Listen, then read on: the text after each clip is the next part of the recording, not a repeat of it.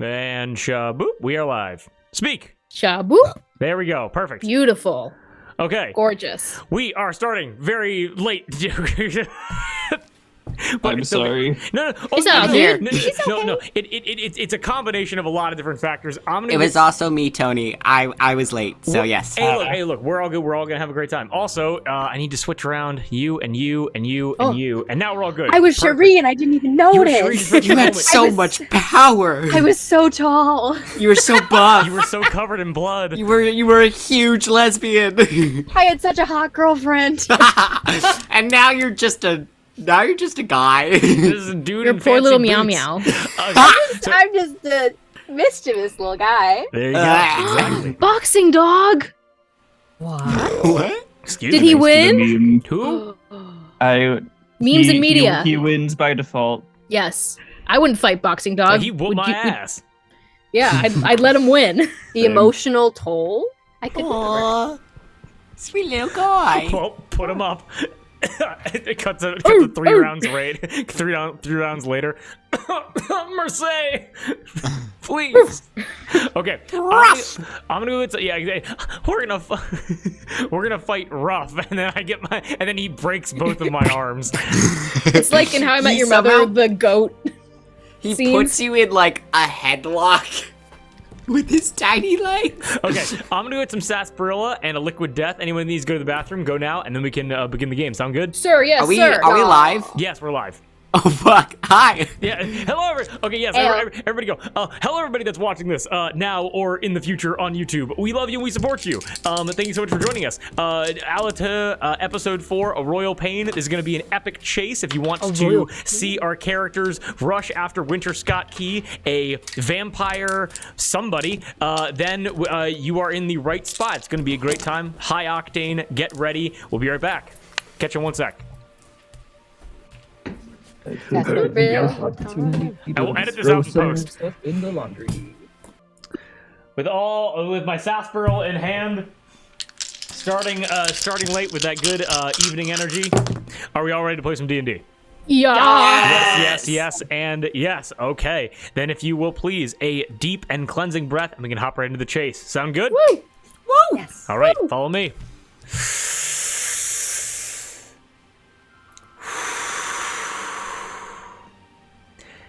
Everything after the breath is canon, and I hope you're all very excited. So, where did we last leave off? We left off with better Discord settings, better audio. There we go. Okay, so here's where we left off. The body of a steward, unceremoniously slain so that Winter Scott Key could rejuvenate his own health after being attacked viciously by the 2 guards which Cherie let him be in the custody of, trying to quote unquote like save the king and queen, save whoever happens, whatever his plot may be. You do not know. All you know is that he is now loose within the castle, with you guys being the only people on his trail. There's Now- a vampire loose in a castle. Yes, and he is a vampire, as we learned last time. Now, I just want to get done some clarification before we jump in. Divine Sense up by cast, correct? Yes. You're able to recognize 3 different things. 4. 1, you do not sense Winter Scott Key anymore. Winter Scott Key ran out of your area and then ducked deeper into the castle. 1 second, I'm just gonna get the audio perfect. It's too loud. We gotta Papa Bear it now. Oh. There we go, perfect. So, however, you do get the sense of 1 celestial presence, that being, and just commonly known, that being Cherie being an Asamar. You do get celestial and infernal presences from Allatour, a unique signature which you have not recognized before. And then, weirdly enough, you do get some 3rd kind of presence from Tony.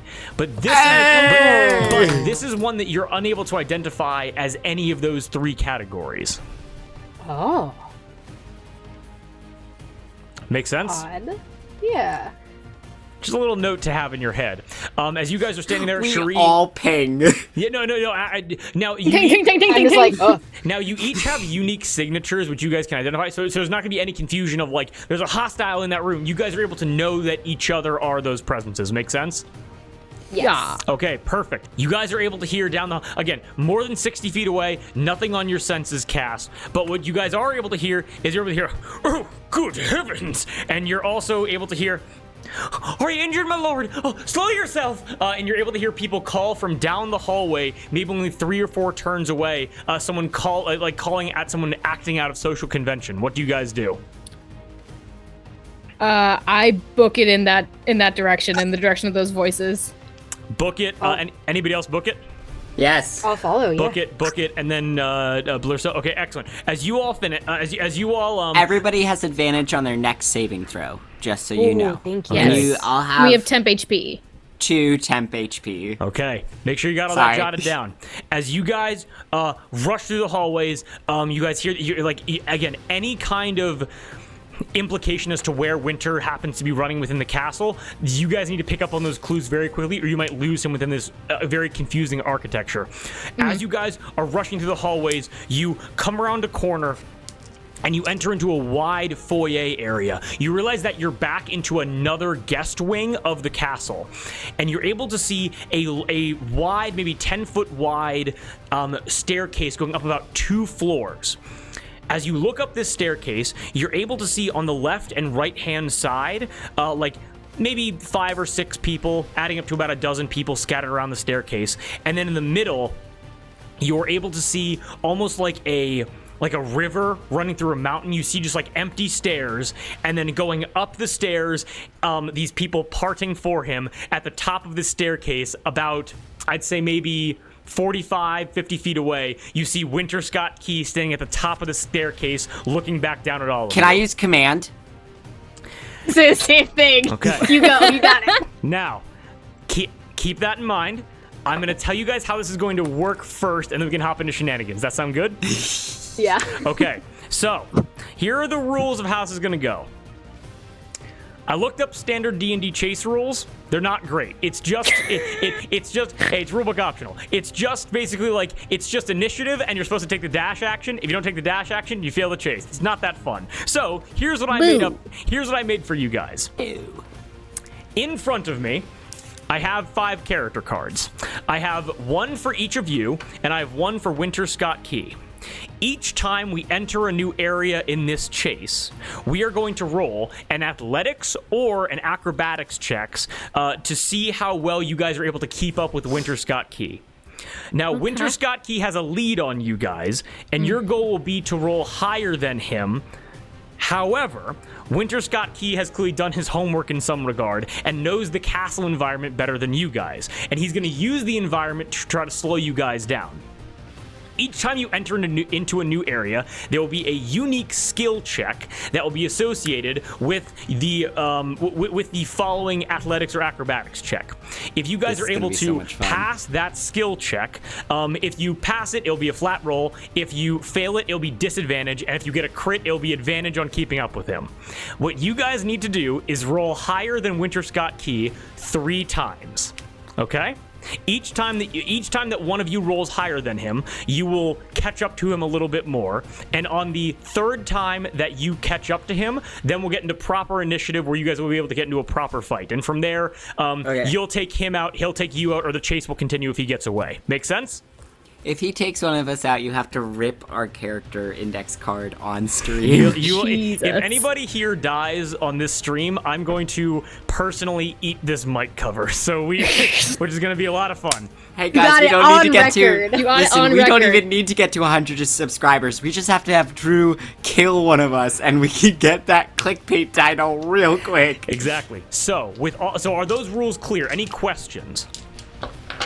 So we can't like cast spell like we're doing our okay. So you can certainly try. However, if you cast it and it doesn't work and you get into initiative proper, you might be disadvantaged. So you can certainly try if you want. If it's like I can end this right now, you can certainly try to do that. Make sense?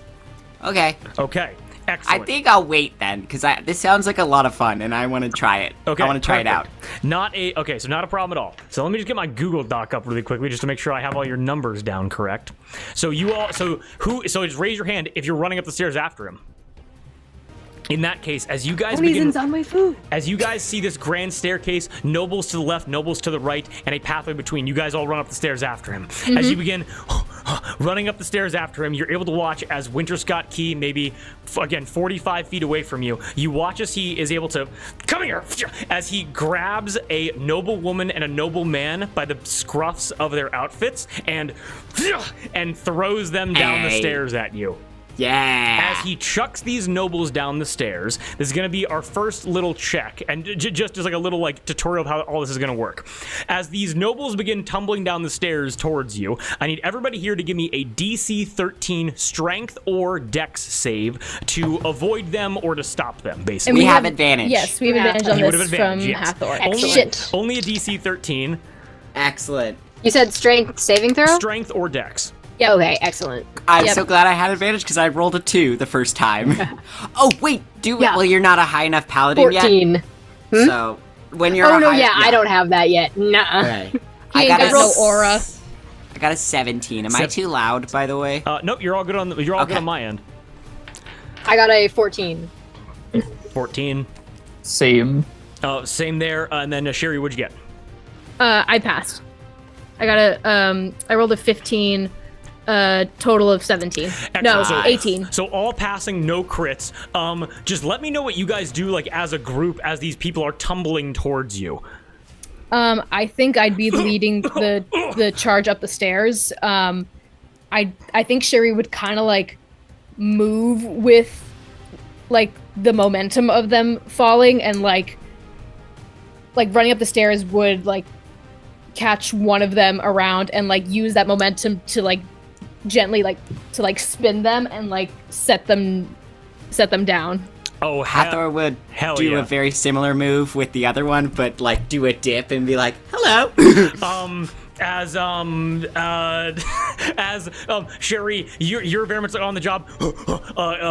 Grabs, twists, sets their butt down on one of the stairs. As you're just kind of you twirl back up the stairs. As Hathor, you're able to catch a deep dip of this noble woman as she goes, "Oh, I seem to have fallen for you." I give her a peck on the cheek and then keep going. As you peck on the cheek, as Cass and Blur, as you guys begin following behind Hathor, you guys are able to hear, "Madame, not again! You're breaking my heart!"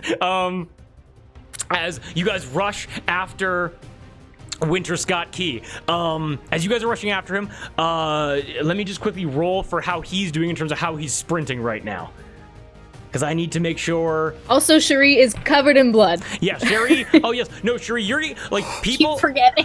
No, like noble men and I noble ain't women forget. look at you and they go, "Ah!" And they just kind of scream because you look like you're a monster right now. Mm-hmm. And so it was a 14, 18.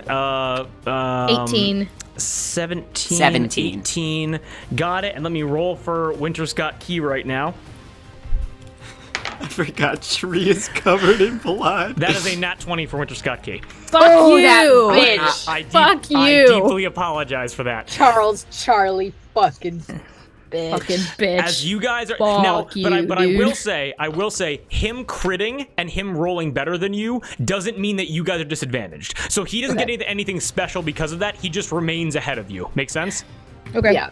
As with all again, he was at the top of the stairs. You guys rushing up the stairs. As you guys get to the top of the stairs, you look left and look right down the hallways to see where like he might have ran, and you're able to see a door at the far end of the hallway to the left. You're able to watch it, like Sherry and Hathor. You're able to see like the wisps of a pennycoat that he was wearing slip into a room. As you hear, as you watch as a door is slammed shut, you know that he just ran into that room. Can I? Because I am of the technical D&D terms, I am taking the dash action, can I use my momentum and rush the door and try to bust it down? I'm going to say because of what like a cool fucking idea that is. Everybody here, give me a perception check, and Sherry, give it to me with disadvantage as you're sprinting forward. Okay. Perception check. Perception check, yes. 3. Not bad Hey! with disadvantage. I got it. 16 with disadvantage. 16. Nice. Dirty 22. 22, 5. Cass and Blur, you guys are kind of just like falling behind a little bit. The sweat's dripping into your eyes. My stupid, like, Your yellow makeup. glasses make it too hard to see. Your makeup. Glasses! Yeah, Blur, you realize that your two vests Like, are when is the constri- last time that I ran? As you guys are sprinting forward, Sherry and Hoth. So like it's literally like Cass and Blur, like as a duo, and Sherry and Hawthor as a duo, as you guys are like keeping time with each other. As you're both rushing forward, you then realize very quickly you're able to hear a muffled no scream as you then watch as black smoke begins billowing out from underneath the door of whatever room this happens to be. Sherry, because you're dashing forward, because you said you were doing that, give me an athletics check with advantage, and it's only a DC 12. Can I help her? Already has advantage, but if you want to help, you Good. definitely I'm good. 23. 23. Yeah. Hawthor, I'll actually say that because you're able to keep up with Sherry, and because you see that smoke, you immediately are able to sense like your cleric intuition kind of pings in your mind as you're able to sense somebody is in legitimate danger in that room right now.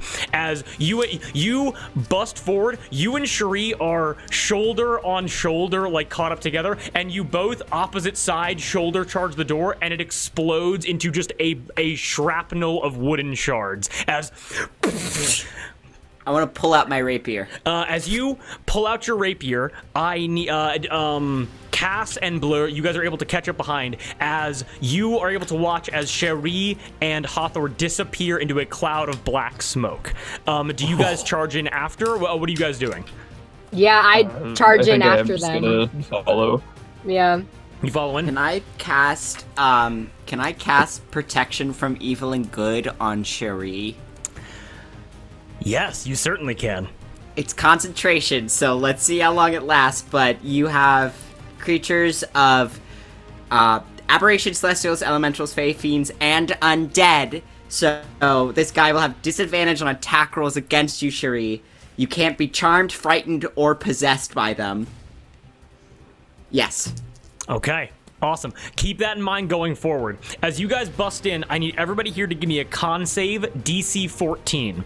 As the black smoke, it is thick, it is oaky, it is very aerated. 19. Level 2. Okay. 22. 7. 12. 12. You are used to incense and lighter smokes. This is like a kitchen grease fire that just it stings the back of your throat and your eyes as you start squinting. Blurso, you would actually know well about this because you have kind of been in like the, again, a minor lord your father was, and you being a certainly important figure within the in Beset Palace, you would know this as a classic grease fire. There was some kind of kitchen issue that happened. This isn't some kind of like magical fire. This is just like someone burned food. Make sense? Yeah. Okay, excellent. Yeah. As your guys' eyes begin to kind of like tear up and you begin to cough a little bit, Cass and Sherry, you guys catch up arm in arm, and you guys are able to see a woman chef. You're able to see her slumped up against basically a serving counter across from an oven and a stove, which is actively on fire right now. As she seems like she was like flash panned by something and just like momentarily stunned by it. Where can we see Winter Scott Key? Give me a quick perception check. And I'm gonna need it with disadvantage from Blur and from Hawthor. 18. 6. 7. You guys are gonna rest over there. 11. 11. Sherry, you are adrenaline pumping, heart racing. You are completely focused right now. And I'm going to say because of that, you completely ignore the woman that is currently slumped up against on the counter as you start sniffing through the smoke. For Winter's unique scent, and you are able. Technically, because he's undead, I have advantage on perception checks.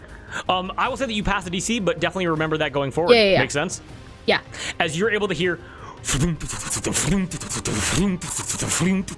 as you were able to, you can't see it, but you follow the sound. You put your hand to the wall and drag it across until you hit some kind of like metal grate in the wall, and then as you press up your face up against it, you look up and you look down. You're able to see a dumbwaiter system used to bring food and trays up and down to certain rooms above and below where the kitchen is, and you're able to watch as maybe only 5-10 feet away from you, the dumbwaiter is ascending right now. I lied. Sorry, I don't have advantage on perception checks. It's just survival, and other things. I do like spare a glance, and you kind of see like this like glaze over Cherie's face, where like, because like you've seen her in the zone with the combat with the cockatrices, but like this is a different kind of zone. Like there's some kind of intensity in her eyes. And I turn back to the group and I say, "Help the woman! I will catch this demon!" And I leap onto the dumbweight system up after him. Excellent. As you leap in there, I want to focus in on this group, everybody but Sherry. I'll focus on you 1 second. Take your time. Those that are still within the kitchen, you realize that you don't know where the dumbwaiter is going actively, and this woman needs help. Just going down the line real quick, who here is focusing on who? Or on what? I'm seeing if I like have anything useful. Is there like a bag of flour or something? I'm trying to remember what you throw on a kitchen fire. No, flour is flammable. There's something that you throw fire on. Is there any like a pail of water, some sort of like a Cass, as you say that, please give salt. me a Salt. It's salt. Cass, as you say that, please give me a perception check with advantage. With advantage? Excellent. Oh 7. no. I rolled a 1 and a 7. 1 and a 7. You sniff the air, you look around, and you realize that as you kind of like put your hand up against like the wall, you realize that there's like a gap in the shelving above like where the pots and the pans like the stove is, and you realize that on the floor next to the fire there's a sack of flour, and you would have to assume that this woman tried to put out the fire with flour and failed. You must try again. Simple enough. If you're not, I have this, and I pick up the bag of flour and I upturn it on the fire. It's gonna explode. Perfect. Cass, you take 4 points of fire damage as the fire explodes. The entire thing is just up in flames as it burns away. Your eyes are saved because little like strands of flour, like little flecks of flour, are blocked from your eyes by your little stupid glasses. As the fire burns even worse than it was before. Can Hathor shove Cass out of the way towards the dumbwaiter and say, "You're more helpful over there. Go!" And because I have resistance to fire damage, Hathor is gonna try and grab. Because she knows how fire works. She knows what would be needed to put this out, right? Hathor's puberty, it really was just Marion Galadriel doing the best they can to stop her from burning the temple down. So unintentional arson. She got real upset a lot and like caused fires. She had to spend a lot of time when she got mad, they put her in the bath. Yeah. Give me a quick investigation check. I get advantage. Just give it's fire. Very low DC. Just give me an investigation check. You're in timeout. Get in the bath. This house is a fucking nightmare. Truly. Body tieflings go in the bath. 13. A 13. You are like right next to where the flour was. You're able to see like a big preserved like glass jar of salt, which you're able to, as you're able to grab it off from the shelf and just pour it all over the fire. It immediately, and the residual smoke, it then becomes a gray, wispy smoke as the fire is extinguished, both within the oven and on the actual stovetop. As the smoke dies down, you're able to look over, and you're able to see sack of flour right next to where this woman is, like, passed out, and you're able to see boot prints leading over to the dumbwaiter. I shit you not, what Winter Scott Key did when he got in here was grab a sack of flour and throw it onto an open flame before continuing to run. Darby, that's why you unintentionally figured out what he did. That's why, like, in, like, wheat mills or whatever, like, you cannot smoke and you cannot have a lighter because it will explode By because of all the just flour in having the air. Opposite knowledge about fire safety. Great. But I will say, Blurso was thinking this whole time, I have control flames, but I don't want to, like, interrupt anyone. Oh, fuck. well, Cass and Blurso, I'll say, like, because, like, you know, Hawthor had that handled. As you guys, there's the woman and the dumbwaiter. Which one do you, is there anyone that you guys, like, focus on in particular? I'll go for the dumbwaiter now. Dumbwaiter? Because Okay. I've done enough to help this Is woman. the woman, like, alive? Is she breathing? She's a common woman. Her stat block, she had 5 hit points reduced down to 1. She's injured, unable to talk to you right now. She's alive. I hit her Okay. with a spare the dying and keep going. Okay, she stops coughing. She's unable to talk. Blurso, what do you run up to? The dumbwaiter. Dumbwaiter, Cass, you recognize, you immediately know this. You've ordered room service from castles like this so many times, just so many times. But you realize something. You're able to look over, and one of the levers in a sequence of about 5 or 6 of them has been pulled down. And you realize that you're able to kind of put it together. Winter Scott Key put himself in the dumbwaiter, hit the lever, and is currently going up to one of the rooms above you. Can you stop it? Pause it. So as you look over to the lever, as you as you throw it upward, you're able to hear the and you realize that a weight system was released that can only be reversed from the room that the dumbwaiter was sent up to. So you cannot stop it from within the kitchen. Which actually is a fun thing. One of the first dumbwaiters actually was how they function, which is a ridiculous thing. Cool. But you This realize is not my food, but I'll take it. yeah. Yeah, so as you look over, you realize, Cass, that this is the first time you've ever been on the sending end of one of these dumbwaiters, and you realize that that this lever, it has a weird symbol on it. You're able to see a shield inscribed onto the actual lever, with an eye within the shield. And then inside of the eye, there are 2 slash marks, and you don't know what these symbols mean. In fact, Sherry, I'm going to get to you in 1 second.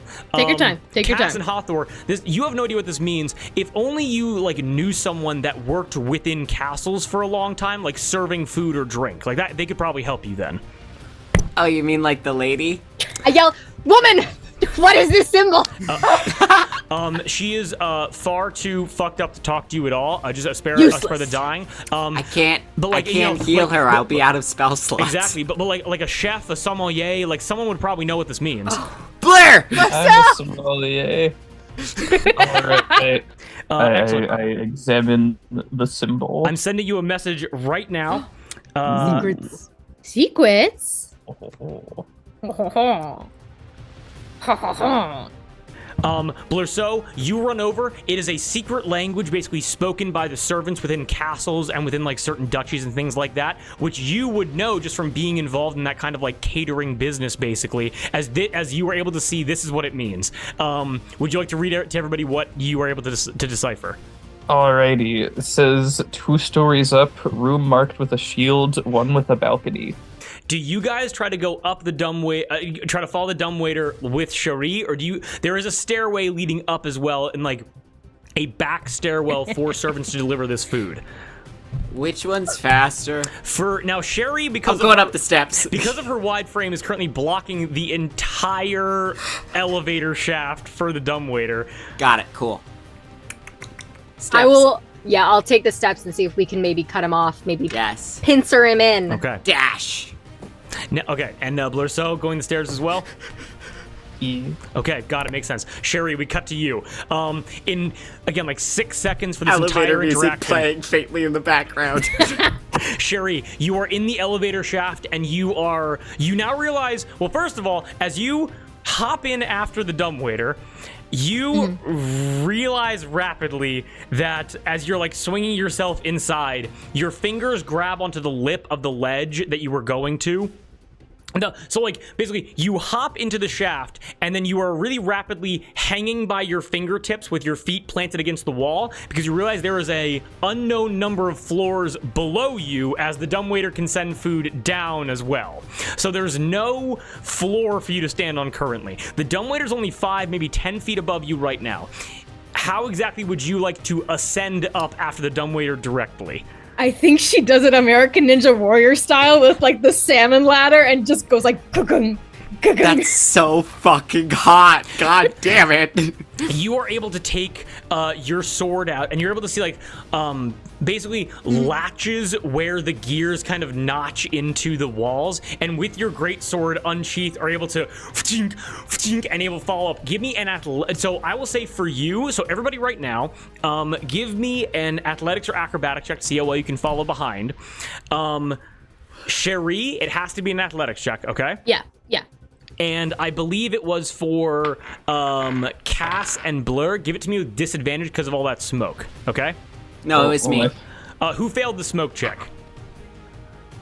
I believe it was Blurso and Hathor. Or was it that? Can it be nullified? Because I'm cool with fire. So I'm just gonna say for the essence of the chase, no. But I do like the rule. I do like the rules, lawyer. So Blurso and Hathor, give it to me with disadvantage, okay? Let me know what I everybody got a 2. Am I rolling this athletics with advantage or? I'll say you can add a D6 to it as some DM inspiration for a really cool fucking idea. Okay. I got a 23. 23.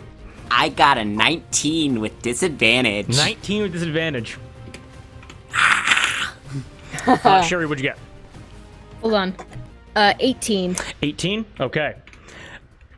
I'll tell you right now, Winter Scott Key has a +5 to this roll. He needs to get an 8. So do I. He needs to get an 18 on the die. No, he needs to get a 19 or a 20 to not be caught, like to not have one level of catch up. Make sense? Can I give you a D6 of D inspiration? Under the circumstances. Okay. Come on, Drew. Fuck it up. Sherry, as you're salmon laddering your way up this dumbwaiter shaft, you are able to just with, and if I can be just a little bit, I'll take a little bit of inspiration from it. As you are maybe only a foot, maybe 2 feet down, you're able to salmon ladder your way up, and just with your gauntlet fingers, just your armored fingers, pierce the bottom of the dumbwaiter and begin hanging from the bottom of it. As you're able to hear, as you've now brought the dumbwaiter to a dead stop. As Winter Scott Key got a nat 1, meaning that you guys have caught up to him. Well, you guys are one step closer to catching up to him. Okay, makes sense. Yep. Man Yes. tripped over a twig and fell flat on his face. Okay. Is he covered in spaghetti? So you're unable to see him right now. You just know that he is directly above you. Okay. Like literally, you are within like fingers reach of his boots, basically, but you're hanging from the dumbwaiter. You can't grab him because it's just fingers piercing through like metal and wood. Yeah, no, I know. But you're close enough to touch him, basically. Follow me here. Can I like hang from one hand, take my sword in the other, and try to like pierce up into his foot? I'm gonna fully allow you to do that. Give me an attack roll, but I am gonna say with disadvantage because you're stabbing, because you can't see him currently. Yeah. Okay. Understandable. Sherry's so fucking cool. She's so hot. Fuck me. Save it. That was a nat 1. That was a nat Save it. You're still the hottest. You're still the hottest. You're the hot one in this group. Still hot girl shit. It's please- still, even when you're fucking up, it's still hot girl Please, will you shit. give me a sleight of hand check and beat a 5? Don't.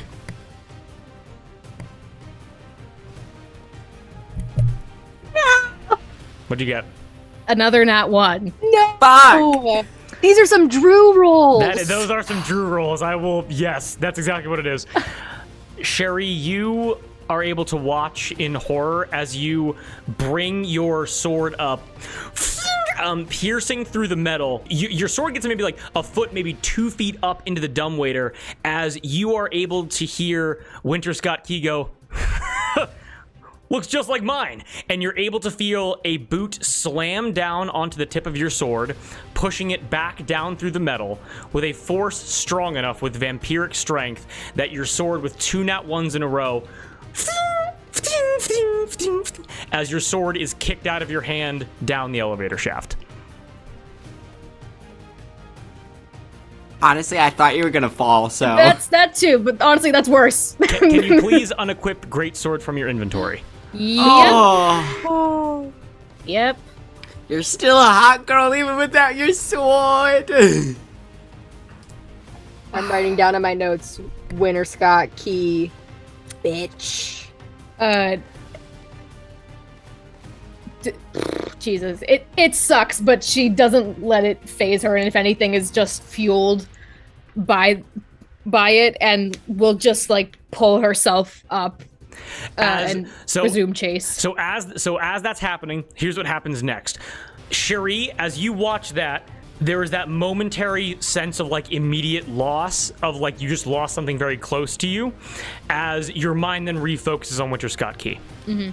As that happens, you feel the dumbwaiter, and it begins to speed up once again as you're able to feel it almost like bounce up and down a little bit as you are able to like basically feel the weight of Winter Scott Key leave the dumbwaiter, as it seems like he was able to crawl his way out to his destination. Are we there? I'm on his ass. Cherie, can you please give me another? Can you give me an athletics check with an advantage because you don't have your sword in your hand anymore? 21. Nice. Hold on to that for 1 second. Fucking no. Allatour, Blur, and Cass. You guys are all able to... Blur, falling behind, once again, as you said, when's the last time you ran anywhere? As you guys are whipping up the stairs, Blur, with that incredible information, just getting your team to where they need to go, that's all you needed to do. As Cass leading the charge, you're able to look left and look right, and you see 2 doors across from each other in the hallway, 2 floors up, both with shield emblems on them. And because of your incredibly like privileged persona that you have, you're able to realize that like you just kind of know the internal architecture well enough to be like, oh, it has to be the door on the left because the right side would just look into the fucking barracks, and no one wants to see the barracks. They're gross. That's where people work. Ew. They're yucky. As you guys are able to rush up to a door with a shield on it that Cass, you would just know that's the right one. I busted open. Blur, as you guys are able to catch up, give me 1 second to move on to the room. Whoever wants to try can definitely try this. I need a DC 14 athletics check to kick in the door to get in. Okay. Not me, because I'm still not you. Oh, Can we do it together to give one of us advantage yes, you or can, something? Certainly. Okay. You probably have a better athletics than I do, so I'm gonna give you advantage, Cass. Okay. I have plus Oh, shit. 4. Blur got an 18. Yep. Ooh, Let's see. The sommelier just starts fucking past good us. because I got a 13. I rolled a 2 and a 9. Oh. I'm rolling so bad. buddy. Cass and Hawthor, your hands start like fumbling over each other's hands as you guys. Get out of the way. Heels. I'm wearing heels. You guys try to like wrestle with like a door lock. I'm wearing sandals. Blur, you know that one heel kick to the lock would bust this door wide open. Oh, hooray. I imagine we're bickering and a foot just comes in between us. We're slap fighting Blur, again. you kick the door in. Pinky. As you're about to kick the door in, Blur, we're gonna coordinate what exactly happens. Cherie, with that athletics check, you have your back to the wall right now. You have your feet pressed against the opposing wall, and you are one step climbing up the wall with one arm above you, shoulder pressing the dumbwaiter further up to get into the room. As that's happening, you're able to see a couple things as you get a full view inside of this room before you're able to enter into it, okay? Okay. The first thing that you're able to see is you're able to see a canopied bed, You're able to see Winter Scott Key standing like 5, maybe 7 feet away from the dumbwaiter thing, and you're able to watch as Winter Scott Key grabs on, like, again, not focusing on you, his back to you. He grabs a chair from a nearby table. It has like a silver platter, 2 empty dishes, 2 empty food plates, 2 empty glasses of wine, a bottle of wine in between them. You watch as he grabs a chair, chucks the chair at a glass door leading out onto a balcony, and the glass door explodes out onto the balcony. Okay. As soon as that happens, you look over to a canopied bed where you're able to see like a weird kind of like silhouette of like the back of a woman, but like the back is like, but like the front is facing the headboard, like weirdly enough, and you're able to hear a woman screech. The canopy immediately whips open, and you're able to see the woman, it's like some kind of like wrestling thing. She was like straddling some dude, as she like she dismounts the guy, screaming. The dude begins screaming as well. As Sherry, as you're able to fold yourself up into the room, Winter Scott Key rushes out onto the balcony, Covered in blood. Yes, rushes out to the balcony, jumps and like basically like salmon ladders his way up onto like the little slanting roof over the balcony, protecting from the elements. As that happens, Blur, Cass, and Hathor, you guys all hear the shattering of glass and a woman scream as Blur is able to kick the door in. As you guys see Sherry fumble out of the elevator. Run into the thing, and I want to be able to see him so I can cast fucking command. Excellent. Give me 1 second here. Unless you have more spell slots than I do, Cass. I've got 2. I got 1. As Winter Scott Key, I can do it if you want. as he Sure. ladders himself You up, go for it. you guys enter into the room. As that happens, so you guys can't see him right now. If you guys if you guys get to the balcony, you might be able to see him though. Yeah. Yeah, I'm like running on all fours to get up and like hefting herself out of the window. Perfect. Does anybody here care enough about the couple in the bed to give them like a second glance? No, I love you, but no. No problem. Sure, I'll look at that. Yeah. No, just in character. On Yes or no. brand. Doesn't matter to me. I glance Sure. at him. Okay. As long as it doesn't take me a turn. No, it absolutely does not.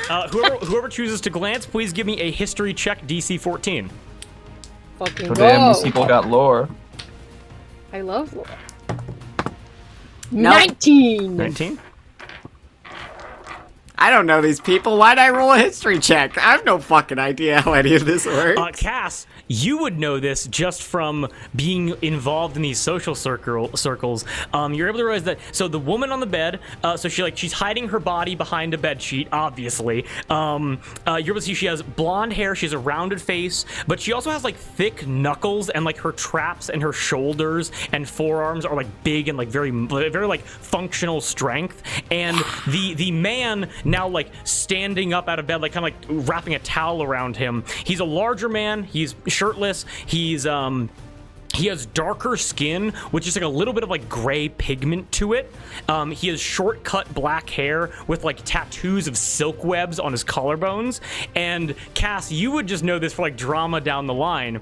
The woman, she is Jessica Renoir, a culinary woman with farmer physique from years of toiling in the fields of the Renoir fields. And the man is Damien Dubois. He's a strong yet gentle silk spinner and rock breaker, taking after his mother and father. As An affair! I yell as I run out. Oh! I will remember this! And I keep running. you just hear the guy, the Dubois calmness and strength goes, "No, you won't," as you're Guys! sprinting out to the balcony. The woman goes, "Ah!" and then sees Sherry and goes, "Ah!" even more because Sherry looks fucking terrifying. As you go, can everybody please give me 1 second? So as you guys rush to the balcony, you realize that you're gonna have to jump up onto this little like slanted roof to follow after Winter Scott Key. Who's going first? I'll go second. You go second? Okay, Sherry, you're going first. Excellent. Yes, okay. As Sherry, are you helping each other, or Sherry, you're just going on your own? I'm just going on my own. As you're going on your own, excellent. Sherry, what's your armor class? A billion. Yep, there you go. If this is an attack. With disadvantage. 16. 16. With disadvantage. 14 on the lower die, plus 4 is going to hit your armor class, Sherry. That's fine. As you jump up, it's tile, it's not supposed to be really climbed on, but your massive fingers begin cracking ceramic as you grab onto this slanted roof. As you pull yourself up, you're able to have your arms straight below you, supporting your chest, and you're basically getting like half of your body up over the lip, and you're able to see Winter Scott Key sitting there directly on the balcony, looking directly at you, and go, "Hey!" He then kicks you square in the face as both of your hands down, as you are defenseless, and is going to shove you. As he shoves you 5 feet off of this roof over the balcony, as Cherie, momentarily, you are falling in space as you're able to look down and see a 4-story drop down to the road, to the ascending roads leading to the castle proper. As you begin falling backwards, I need a dex save from you. Okay, hold on. Hold on. Do I got any shenanigans? Is she falling towards us? Can we help at all? Yes. So the way that Sherry is falling right now, as she's kicked off of her little perch, you were able to see that her back is about to hit a half wall, and then most likely with her momentum, she's going to tumble into a 4-story drop to the streets below. Can we grab her? Can I offer a shenanigan? Yes, you may. Yes. As I'm falling, I have 50 feet of hempen rope. Can I whip the rope to the balcony and try to hope it snags on something to stop my fall? 1 sec. Cass, Hawthorne, what are your sleight of hand checks? I got a dirty 20. Dirty 20? I got a 21. 21? Yeah. Yeah, you can. Do you do that? Yes. Oh, sorry. Yeah, but do you also want... What did you want me to roll? Dex save? You don't have to roll anything. As you whip out your hempen rope, you are able to quickly, and this is you guys are able to see Sherry moves in a blur as she wraps it around her forearm, grabs it in her hand, and chucks the rope, and the rope directly lands in the hands of Cass and Hawthorne as it rapidly goes taut. I need both Cass and Hawthorne to give me athletics checks, or one of you can do it with advantage. Wait, can I do it with advantage? No, wait. One can do it with advantage? Yes, because you can help each other. Cass, I have a +0 to athletics. Can I help them in any way? No. Okay. You're Okay. free falling. I got a 19. Yes. 19. Sherry, grabbing onto your Twonk. own forearm, supporting your own wrist. Hawthorne, you come in behind Cass, grab him around the waist and the shoulder. As Cass, you plant yourself wide. Again, you've been riding horses for days at this point. You plant yourself wide. It's all in the legs, baby. As the rope goes taut, you slide forward maybe 3-4 inches. But Sherry, you come to a direct stop and are now dangling maybe only, I'd say, 8 to 10 feet below the balcony. Can I look up to see if I can see Winter Scott Key? As you are able to look up, give me a quick perception check. I'm going to say beat a 16 to see if you can just catch a glance at him. Natural 20. Okay, you can definitely see Winter Scott Key, yes. Command. Drop. Jump. Yeah! Let's go! Can I just ask one question? Jump where? To the balcony. Jump back down to you guys. Yes. We can't catch him if he's a smear on the ground, Sure, you know? yeah, no problem. What Okay. is the DC I need to beat? Hold on. It's not very much. It's a 14. 14 of what? It's a... Wisdom save? wisdom. Feels like wisdom It's a wisdom save. It felt like you were looking at a ship through a spot. Yeah, it'd be a wisdom save. Winter Scott Key. Arr, there he be, the bastard of the sea. Now, I will be honest. As a vampire, his saving throws for this are very high. He has to have a 5 or lower to fail. Okay. Are you fucking kidding me? D&D. Hey, this is it. Hey. Yeah, he's a vampire, baby. He's a vampire.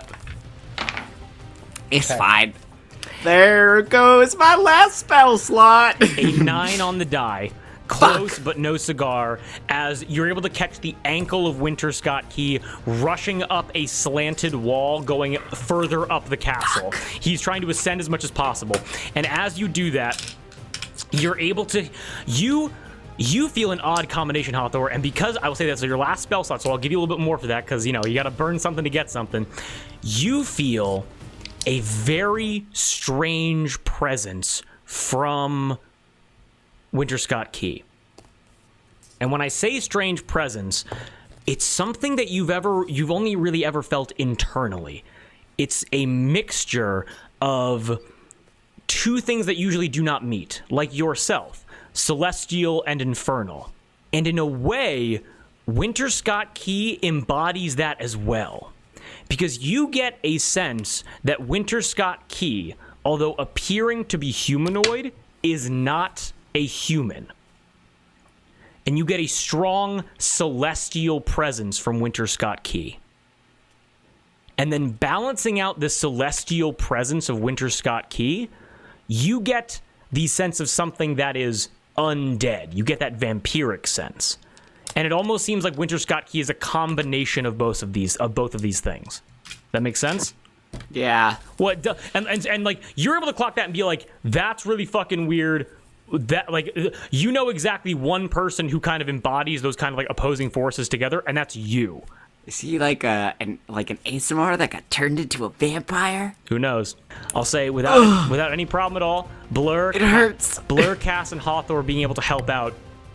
You guys are able to pull Sherry back up onto the balcony. I'm helping them, but I'm literally just rope climbing. 100%. 100%. As you're back on the balcony, any words of thanks exchanged? So strong and so heavy.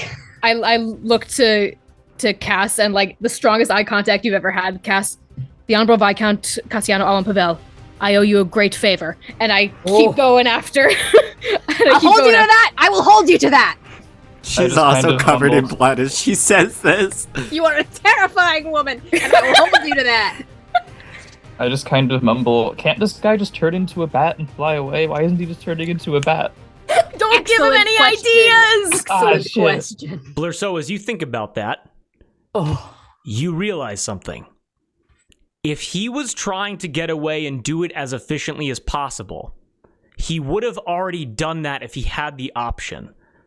You get the sense that Winter Scott Key is not a true vampire. Damn, I thought my character just didn't know how vampires work in this world. No. You get the sense that Winter Scott Key, although clearly having some sense of vampirism, is not fully developed into vampirism yet. There are certain stages you can go through. You can be like vampire spawn, vampire initiate, vampire master, things like that. Winter Scott Key is not an ancient, hundreds-of-year-old vampire of stories of old. Like, it seems like he might be new at this. Now, new could mean like 60, 80 years, basically. But he's not. But like, you're like, wait a minute, he can't do that, so I know something new about him. Make sense? Yeah. Maybe he hasn't drank anyone's blood yet or something. I don't know how this works. You're able to remember that he drank someone's blood like 5 minutes ago. If he hadn't before, that was his first time. He's going through vampire puberty. Vampuberty? Vampuberty. As you realize that, Blur, we're back in it. We're back on it. Sound good? Yeah.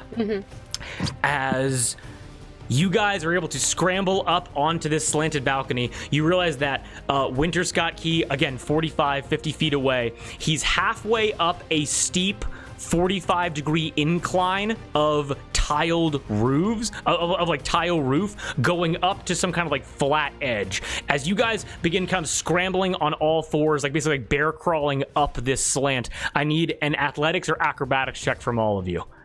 No disadvantage, no advantage anywhere.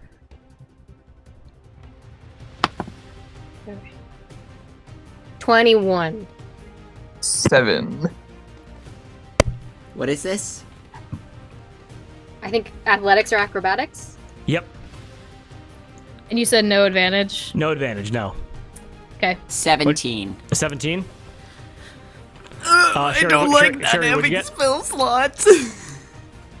Who are you asking? Sherry, what'd you get? What do you think? Is it a nat one? Yep. Oh, no. And then Cass, Burn that what'd you dice, get? my dude. It's in jail. It's in jail. Cass, what'd you get? I got a 21. 21? Okay. It's the blood. You're so slippery. Using the dice that Kate got me, full of a drop of red wine, I need to roll a 16 or higher to not catch up to Winter Scott Key a second time. Fuck. I've never wanted you to roll worse. That is a 2 plus 5 for a 7. Yeah! As Winter Scott Key realizes, you guys are able to watch as he's like bear crawling up this like slanted roof. You're able to watch he's limping on his right foot, and you realize that Cherie is so incredibly strong that it looks like he injured his ankle by kicking her in the face. Hurting her hurt him. Yes. Good. You're so hot, Cherie. You guys have caught up to him. You guys are catching up to him. That is 2 successes on that. 1 more, and you will be fully on top of him as a party. Make sense? Can I cast a cantrip, or I'll wait. I'll let. So let me describe to you what's happening now. As you guys are able, so you're able to watch Winter Scott Key reach like a lip and then disappear over and then disappear over this slant. As you guys come to the top, you realize that because of his ankle, you're only maybe 25, 30 feet behind him. As you guys are able to watch as he starts sprinting along a flat section of roof, tiled with like certain like vents for steam and hot air and things, but a wide flat plane with some kind of like weird half dome coming out of the center. As that's happening, as you guys run behind him, what do you do? Do some fuck shit. Yes. Do some You fuck say, shit. Yes. you say we're within 25, 30 feet. Yes.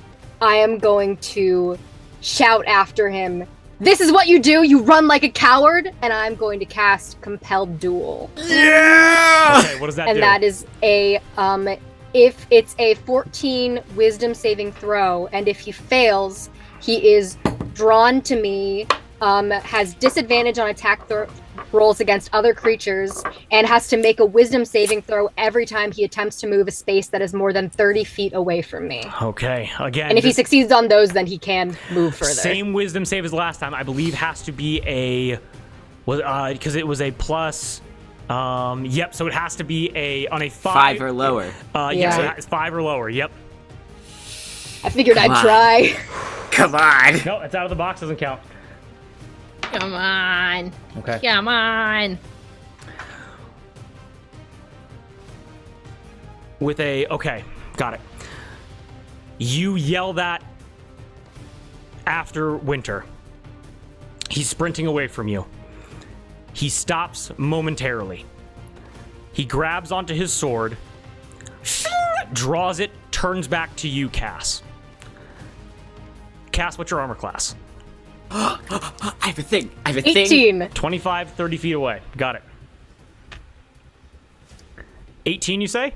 18. That's a good fucking armor class. Goddamn. Yeah, it is. I got a shield, baby. And I believe I have to Gotta use get it one with of those. disadvantage because of the Hathor's thing, right? I No, think that that was- was just on That That was was just, on that was Sherry. just on Just me. on Sherry? I Got do it. have a thing though that I can use as a reaction.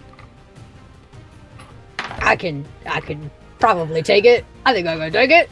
Probably. As Winter Scott Level Key 2. looks back to you and goes, "A duel?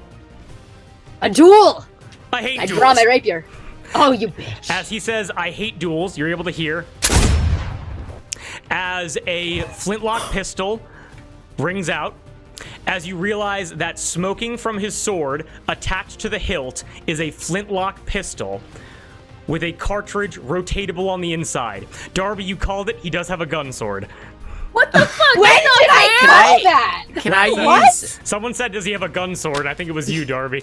I have to rewatch. I have no idea. Cass, you immediately feel something directly into your shoulder. You have 2 temporary hit points. They're gone already. When I threw flour on that fire.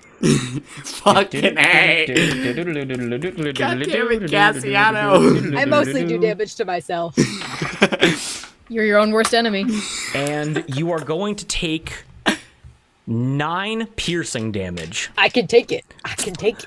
However, I can take it. he rolled a 19 on the die for his wisdom save against your compelled duel. And even worse than that, as you take this bullet to the shoulder, you immediately feel like your veins are on fire spreading out from it. And Cass, I'm not going to say too much, but because of everything we talked about leading up to Allatour, you are immediately poisoned with no saving throw. As something toxic to you has just entered into your body. Poison bullets. It burns, it burns, it burns. As all of that happens, Ow, ow, ow, ow. Cass, you will now have disadvantage on any ability checks or attack rolls for only the next area. For the next area coming Okay. up. Okay. Make sense? Yes. As Winter Scott Key almost effortlessly continues sprinting away from you guys. Is he within 80 feet? Yes, he is. I dejectedly pull out my crossbow, which she's still good at, but it's not her main weapon. And as I load a bolt into it, I on purpose pierce my hand and invoke a Crimson Right. Cool. So I will take damage from that. That's only 1 point of necrotic damage. I still got 1 temp HP. Little golden blood trickles onto the arrow. I fire Winter Scott Key. The bolt will do an extra D4 of fire damage. Okay. So she pierces her hand and from her hand, fire bursts and runs along the bolts as she fires, aiming for his right foot. Oh, going for that broken ankle. Okay, make an attack Yes. roll for me. He broke his ankle kicking her face! Just like Tom Cruise. Just like Tom Cruise. Is They that were in the Tom? elevator Is like this it Tom? too. Is this Tom Cruise? Is this Tom Cruise? It's only a 16. A 16 exactly hits. Yes! Yes! You want me to roll damage for that? Yes, please. That's gonna be a little D8 of piercing and a D4 of fire damage. Okay. That's so 7 points of piercing, 3 points of fire damage. Okay. Not nothing. As you are, because again, just so I can paint a picture for you. Please. Cass now. Does anybody help Cass back to their feet, kind of helping them hobble along? Sure. Also. Fuck you too, Pinky. I can push you back down. I got it. Blur. So, any spells you want to cast at this guy? Okay, I got Control Flames, Message, Minor Illusion, and Shocking Grasp. None of which can really do too much right now, I don't think. Okay, so not anything ranged. Any kind of crossbow, any kind of physical attack, or more focusing on sprinting Ooh. after him? Hang on, let me check what weapon I have. Throw a dagger. Have. Oh my god. I do actually have a crossbow. Hey. I could do Damn, that. we're strapped. Yeah, go ahead and take a pot shot at him. Just see what happens. Can I give him the help action in as I fire, I say, aim for the right foot! I will say yes. Yes, you may. Ooh. Alrighty, I'm sorry, I'm struggling. I found it. Alright, so hit, we got, I was a nat 1 to hit, 4 total. Advantage. Advantage. Roll again. Alright, rolling again, hang on, rolling again, 13, 15. 15 just misses as Dang. you're aiming for where his foot is, not where it's going to be, as only about 2 inches off it and just pings off of the tile, shattering one of the slats as beautiful. Yes, Hawthor, what's up? Can I also have a short bow? Do you have one in your inventory? Yes. Then yes, you take. I pockets pull out of it yeah. from God knows where. Yeah, you have the fucking magic. This pants dress or has whatever. incredible pockets. Mary is so proud of you. God, what's 18 plus 5? It hits, but I can't it's do 23. it. Yeah, go ahead and roll damage. Cool. Yeah, what dice? Fuck! You, my pretty, don't fuck me! You fucked me. 4. Could I get advantage because of Sherry? On what, the damage? No. No, I mean on the hit to see if I get a nat 20. I will say because you hit, I will say no, that damage just carries Okay. over. Makes sense? Cool. as just kind of like paint a picture as to what you guys are looking at right now. Like, you're rushing across the roof. It's like a beautiful picture as the four of you are lit by the full moon above you, and you're just so small against this humongous structure of castles. We kind of like zoom out a bit as like you're sprinting as fast as you can. Hawthor, crossbow in one hand, Cass in the other, Blurso and Sherry hot on the trail as you guys are sprinting as fast as you can, but it almost looks like you're making no progress at all, even though you're like, it's just a huge structure as you guys are running so fast. As we zoom back into all of you as you're all rushing forward. Again, Winter only 30 feet ahead of you now. You guys are able to watch as he's rushing directly towards this large half dome.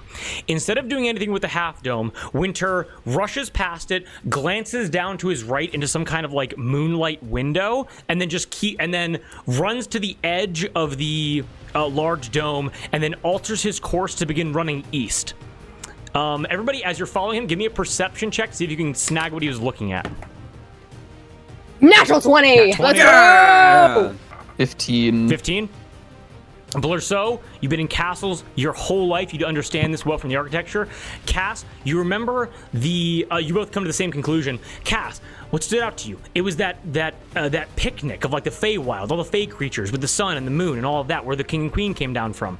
You realize that painting was painted on the inside of a domed roof. And right now, you see a half dome sticking out of this roof that you guys are standing on. You guys are right above where the ballroom is. As you guys look over and you peer down, as a cast member, so you look down into the window and you realize that all of the tables, all of the dancing areas, all of the fun sections down there are empty. There's no one in there anymore. Ooh. And you watch as Winter Scott Key alters his trajectory and then begins running directly east. Okay? Okay. Now with that, we're going to get into our next little section. So I'm just going to describe what's going to happen next, okay? Uh-huh. So you have to wonder where this might be going at this point. Winter is like, so you realize, so you're all to kind of come to this term. Winter in all of his objectives is going up, further up, and is now going east, as far east as he possibly can with the castle. As you guys fall in behind him, again, you're right on him, you're so close. You only need to beat him one more time to catch up to him fully. As you guys are rushing up behind him, you realize that 100 yards away, space is relative here, just kind of trust me and like how this is working. 100 yards away, you see, as straight as an arrow, he's running towards it. It's a guard tower. It's one of those, the ones that you drove underneath, kind of coming into the castle. You realize that one is connected to the roof which you're currently on. It's maybe 3 stories above the rooftop that you're on going to the top, but there may be like 5 stories below it leading to the wherever it happens to be on the floor. Make sense? Mm-hmm. And he's sprinting directly towards the most eastern guard tower that there is. As he is rushing towards it, you're able to recognize that in order to support this bastion's tall architecture, there have to be supports that are built into the main structure of the castle. And you're Flying buttresses! Hey! And you're able to see carved stone supports jutting out from the roof which you're currently on, connecting to the bastion. And as Winter Scott Key effortlessly runs across this support, again, only a foot wide, limping on his right leg, you guys come to the edge, and you're able to see a 5-story drop down, and the only way to continue is to go across this balance beam. You said we're 30 feet behind him? Yes. As I'm running, I would like to throw a blood curse of bloated agony towards Winter Scott Key. Okay, what does that do? He's got disadvantage on strength and dex checks, and he takes 1d8 necrotic damage if he makes more than one attack on his turn. Can I shoot a cantrip at him right after she does that? Sure, yeah, go ahead. I'm gonna cast Sacred Flame. He has to make a dexterity saving throw. Dex save? Okay, not a problem. Does he get disadvantage, or is it just checks? It's I think, oh, fuck. It's fine. It's just checks. Yeah. Well, he makes a saving throw. He only gets 12. He takes 1d8 radiant damage. Okay. Is that doubled? Because he's a vampire. Yes. Incredible. unwinnable. Sorry, I won. Fuck. Okay, so Sherry, how much damage did you take from that? No, he doesn't take damage. If he makes more than one attack on his turn, he takes 1d8 necrotic damage. Just roll that for me right now, because that's definitely what he's gonna do. Oh shit! Really? Okay. Yes. 7 points of necrotic damage. 7 points of radiant damage. Wow. Sherry, you're able to take some of the blood off of your own face and like flick it towards him with raindrops like daggers as you're able to. Can I offer an alternative? What's up? I just wipe my hand down my face covered in blood, and as I'm still like running after him, I extend a hand out towards him and just twist it like I'm controlling his blood. As you twist your hand, as you control his blood, you're able to watch as some kind of pox enters into his broken ankle, and you watch as his joint begins to balloon and swell in absolute agony as you hear as just vampiric sense of pain and instinct comes out of him. As Hawthor, you're able to beautiful. What color is your fire? Hot pink. Hot pink. Yeah. Hot pink flames streak through the night sky, illuminating it for but a moment as it sets his black pennycoat on fire as he begins rushing up the stairs. So he rushes across his balance beam, gets affected by that blood curse, by that cantrip. He hops over a small little carved stone railing, and then begins ascending the external section of this bastion as fast as he can. As you guys, he's slowed down, and as you guys are rushing up to this balance beam, you guys are able to hear, to me! And you're able to hear the guards inside begin fighting Winter Scott Key as he's out of your sight, but he begins fighting whatever guards are inside, or like patrolling this tower. Bet he's going to the King and Queen's Tower or whatever the fuck. Like, bet. That's why he looked in the ballroom, because he wanted to see if they were in there. Excellent. That's my guess. As you guys rush up, and these are getting progressively harder, as you guys rush up to this balance beam, who here would like to go across the balance beam? Okay, everybody here. I've been peer pressured into it. So I was like, I'll wait over here. Cass, this is going to be the only thing that you have disadvantage on, okay? Right.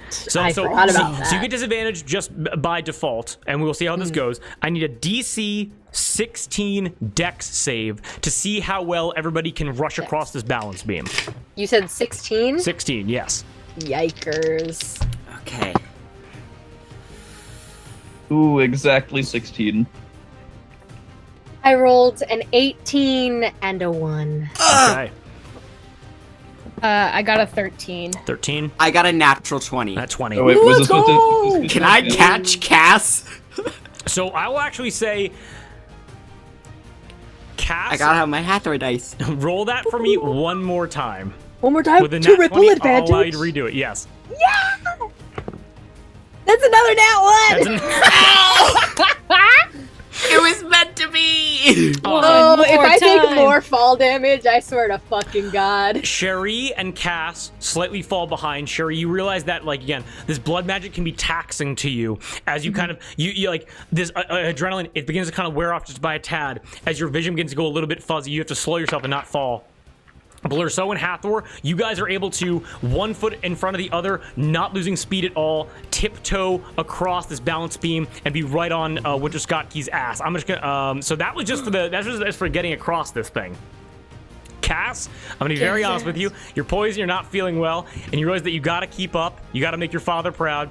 As you fully look at the balance beam, you go, okay, I got this. You get down onto it like a koala and begin worming your way across it as slowly as possible. You got it, buddy. Do it. I can do hard things. Just don't look I down. can do hard things. Oh, buddy. Oh, no. I feel bad for him now.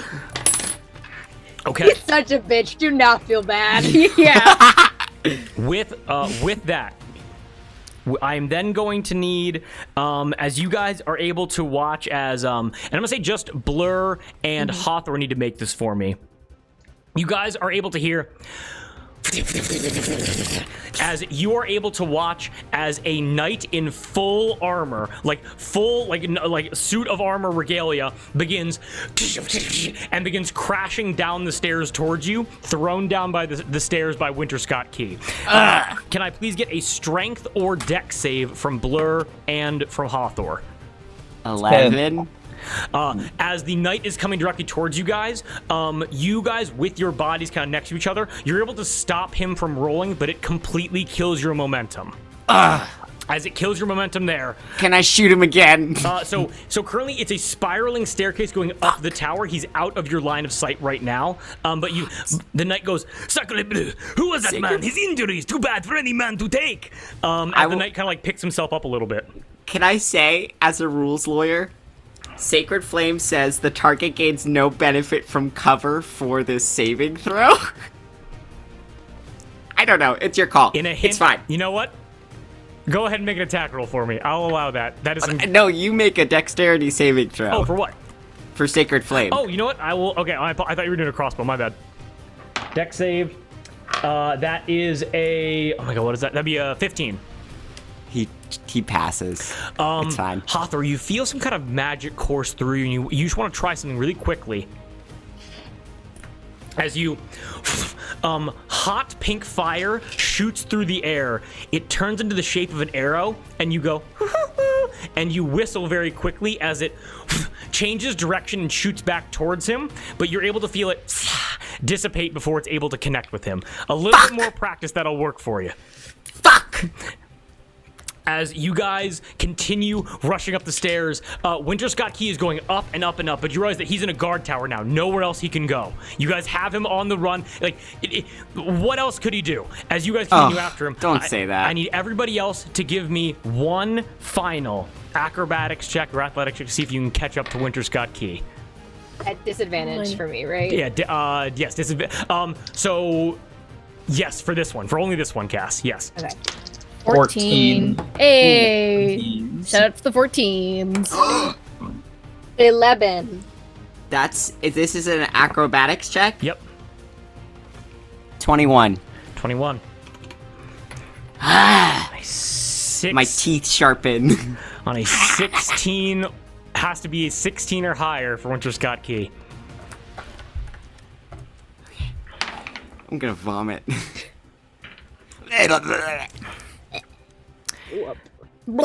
As you guys... What's that face?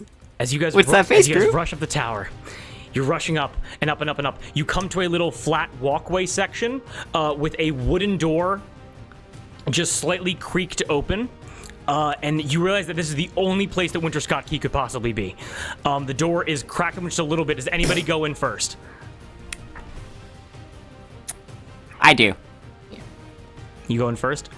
Yeah. Sword out, ready to go. Excellent. Can I just get an order then? It's going to be Allatour, I'll go second. Cherie.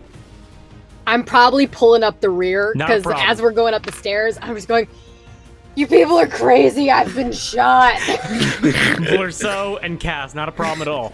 This is just basically a CrossFit workout. Allatour, you burst in through the door.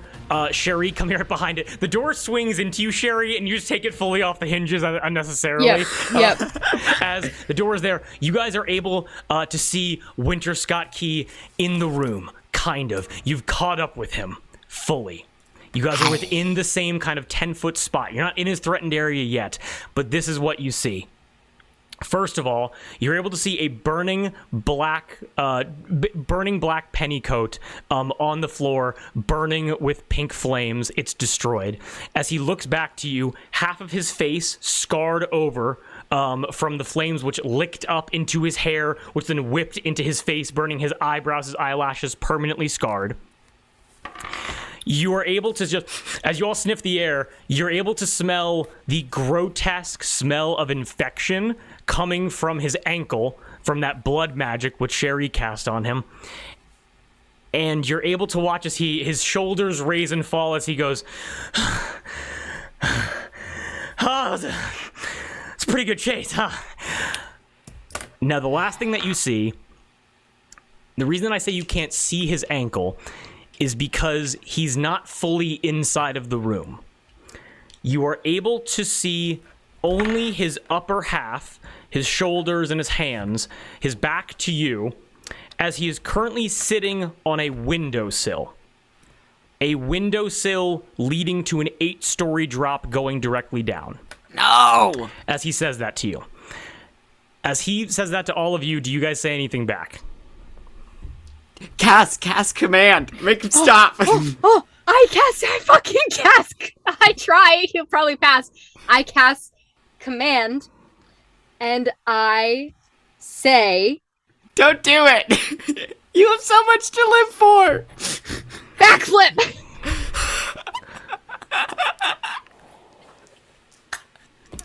What is the save? The save is a 14 wisdom, so it's that same insane save. Okay. We'll see if I have one of my classic Drew rolls. Backflip, backflip, Backflip, backflip, backflip. That was so out of sync. You watch as he goes, oh, God. You know, I realized something on the way up here. You all break your legs. And that's like what? Like, he looks back and he kind of like counts. He like looks back to all of you, kind of points and goes like, that's like what? Like a couple days for each of you? See, I realized that if I break my legs, all I need is a midnight snack. And you watch as he fully leans backwards back into the bastion as he got a 2 on the die. Let's go! As he is now prone on the ground, ready for all of you to pounce if you would wish. I pounce. We pounce. That is his action for this turn. We're going to go straight down all of you guys until we get back to him. Make sense? Yep. Yes. Okay. Hawthorne, in the door first, what do you do? As you watch him, as like, you know, you're all potted up, you get to act first, as he is on the ground in front of you. Are cantrips bonus actions? I'm gonna say no, not in this campaign. We will. I'm gonna stress test that when we get into like the actual meat of the main plot, but not for right now. Okay. I am going to... Hey, Drew. Yes. I love it when conversations start this way. If you bite a vampire, do you become a vampire? You remember back from the Arbor when you were a very young kid? You remember a pirate telling you a story of like, one time I bit a vampire, and you're not gonna believe it, but I turned him back into a man. You're already a vampire? Not even slightly. I'm completely insane. As you remember that you have no idea if that's gonna work or not, but you can certainly you have the idea of like, no, that's not how that works. He would need to infect you. Okay, cool. I want to rush over, grab him, and drag him closer. And then since he's prone, I'd like to bite him with my, like my teeth start to glow a little bit with heat. And like when I open my mouth, it's like a heat wave inside of it. And since he's prone, is it an automatic? No, I get advantage because it's a melee attack. Yep, go ahead. Okay, thank God for advantage. Okay, because one of those was a 3. The other one is a 15, but I think I have... It's +5, so it's a dirty 20. Hits. Go ahead and roll damage. Cool, that's base damage, 1d4 +3, and then an extra d4 of fire damage. Okay, makes sense. So 6 points of piercing damage, and then 3 points of fire damage. As I just fully, like riding a horse, straddle him, and Okay. As he just groans, you get the sense because like he's been doing this for a while. He's hurt. He's not doing that well. But like the pain doesn't seem to affect him that much. Yeah, and her eyes have just gone completely black. Completely black. Hawthorne biting into Winterscott. He's pulled full 5 feet closer away from the window. Next, we'll down the order to Sherry. What do you do? Punch. Drink a monster and get ready to punch. Coming home ready to swing. I have a thing, but I'm happy to save that for the end if Cass or Blurso want to get their licks in. Actually, I will say that if you want to give Blur your initiative, you definitely can do that. Yeah, I'll give Blur my initiative. Okay, go ahead. Okay. I would like to use Shocking Grasp. Okay. That's a... Roll in to hit. Ooh, that was a natural 20 to hit. Oh, roll that damage. Roll that damage doubled, baby. Oh, wait. Blur, blur, blur, Blur, blur, blur, blur, blur. So, Blur, 5. blur. 5 damage. Blah. Did you double that? Yeah, it did it automatically.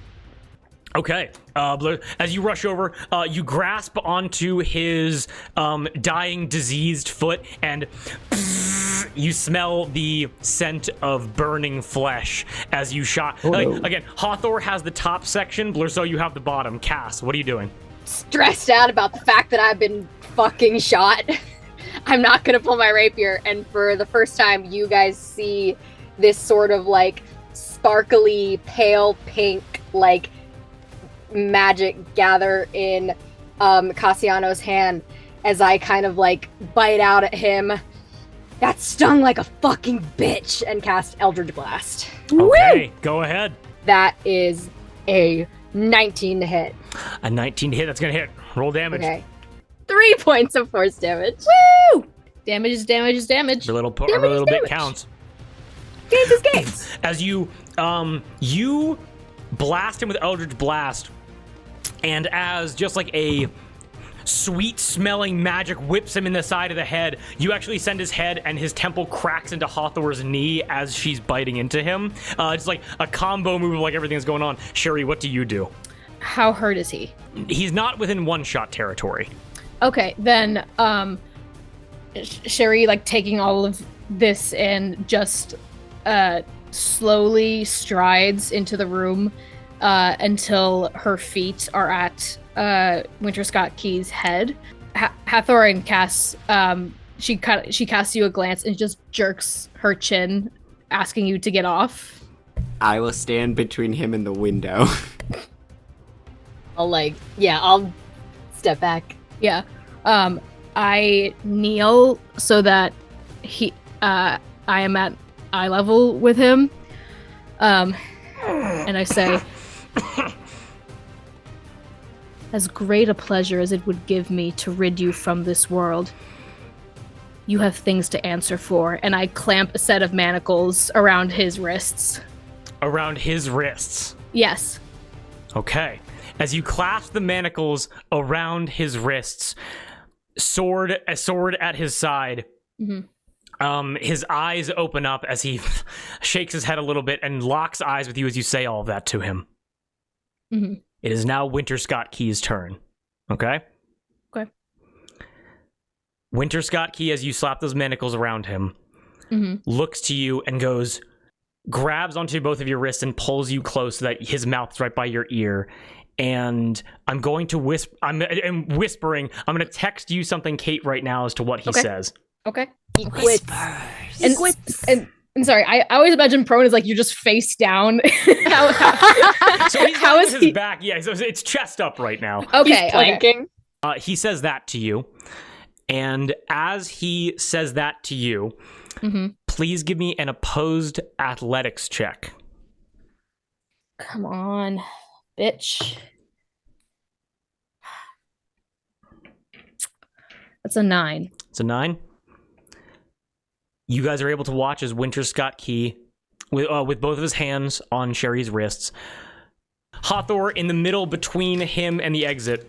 Sherry, you're Like able a to sumo feel, wrestler. holding onto both of your wrists, yanks your arms to one side with an incredible strength. You realize that although Blur mentioned that he's not full vampire, he's farther gone than you were expecting. As he yanks you to one side with surprising strength, gets up, gets behind you, and stands you up by looping the manacle chains around your neck, bringing them tight, and standing you up as you clamber towards them. Hawthor, I need you to make an opposed athletics check as well. Can I help? Am I right there? This is happening very quickly.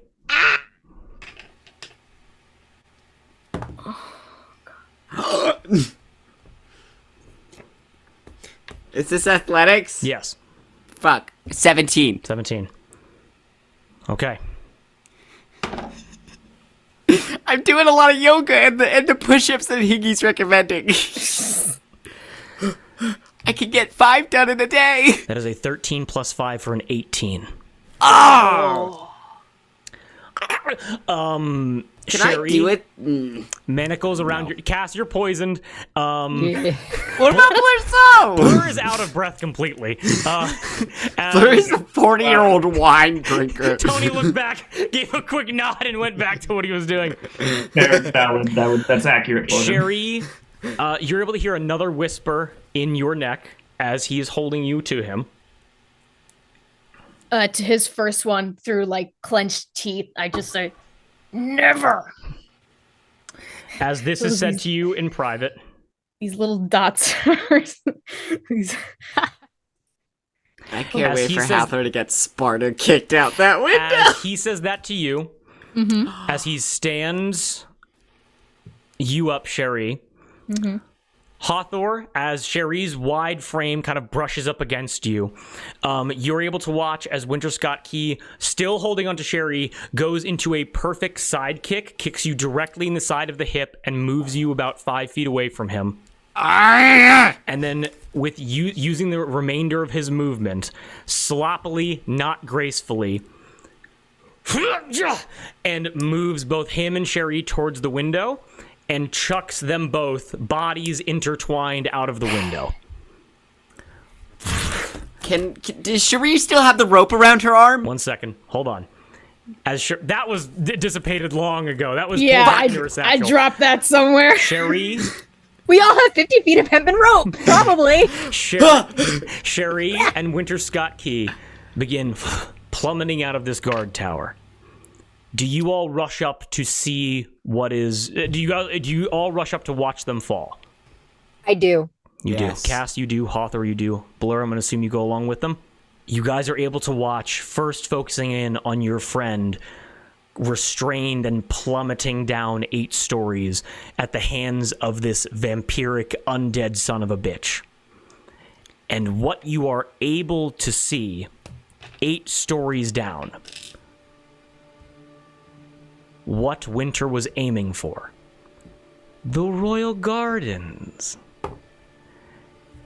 Overlooking the majority of the country of Allatour on the eastern side of the castle.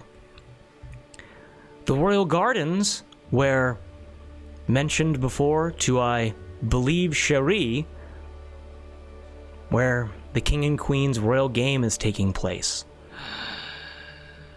Now, Cherie had the option to investigate the Royal Gardens and understand what is there. She did not do that, which led her to discovering Winter Scott, which allowed for this entire chase to happen.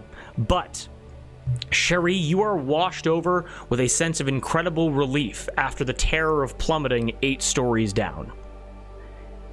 Because as you look 8 stories down, quickly becoming 7, 6, 5, 4, 3, you're able to see the royal game being played. And what the game is, you have no earthly clue. You guys missed the King and Queen's entire entrance. You missed their entire speech. You really have no idea what they were planning. But you are able to see a large artificial lake dug directly beneath you. Winter Scott Key and Cherie locked together, silhouetted by moonlight, as you both begin to fall towards this lake. You're able to see the full moon, its reflection in the still water. And you're able to see dozens of rowboats and canoes, customized by family sashes, colorful paddles, and, well, just beautiful displays of umbrellas and fruits and plants and the such. You see young couples, you see old couples, you see friends out for a great time as they paddle around, as they are participating in whatever the King and Queen had planned. And your heightened senses, you were able to see a boat for the LaCroix, a boat for the Renoirs, a boat for the Dubois, a boat for the Pavels, a boat for lonely old Bierhaze Busset. And you would have to assume somewhere down there is the King and Queen entree. Sherry, for you, the music begins to grow louder, the chatter, the excellent times of all of this. as you know that the nobles that you've gotten to know, the nobles that you've been protecting, are blissfully unaware of the danger plummeting towards them. Sherry, as you and Winter are interlocked and plummeting towards the lake,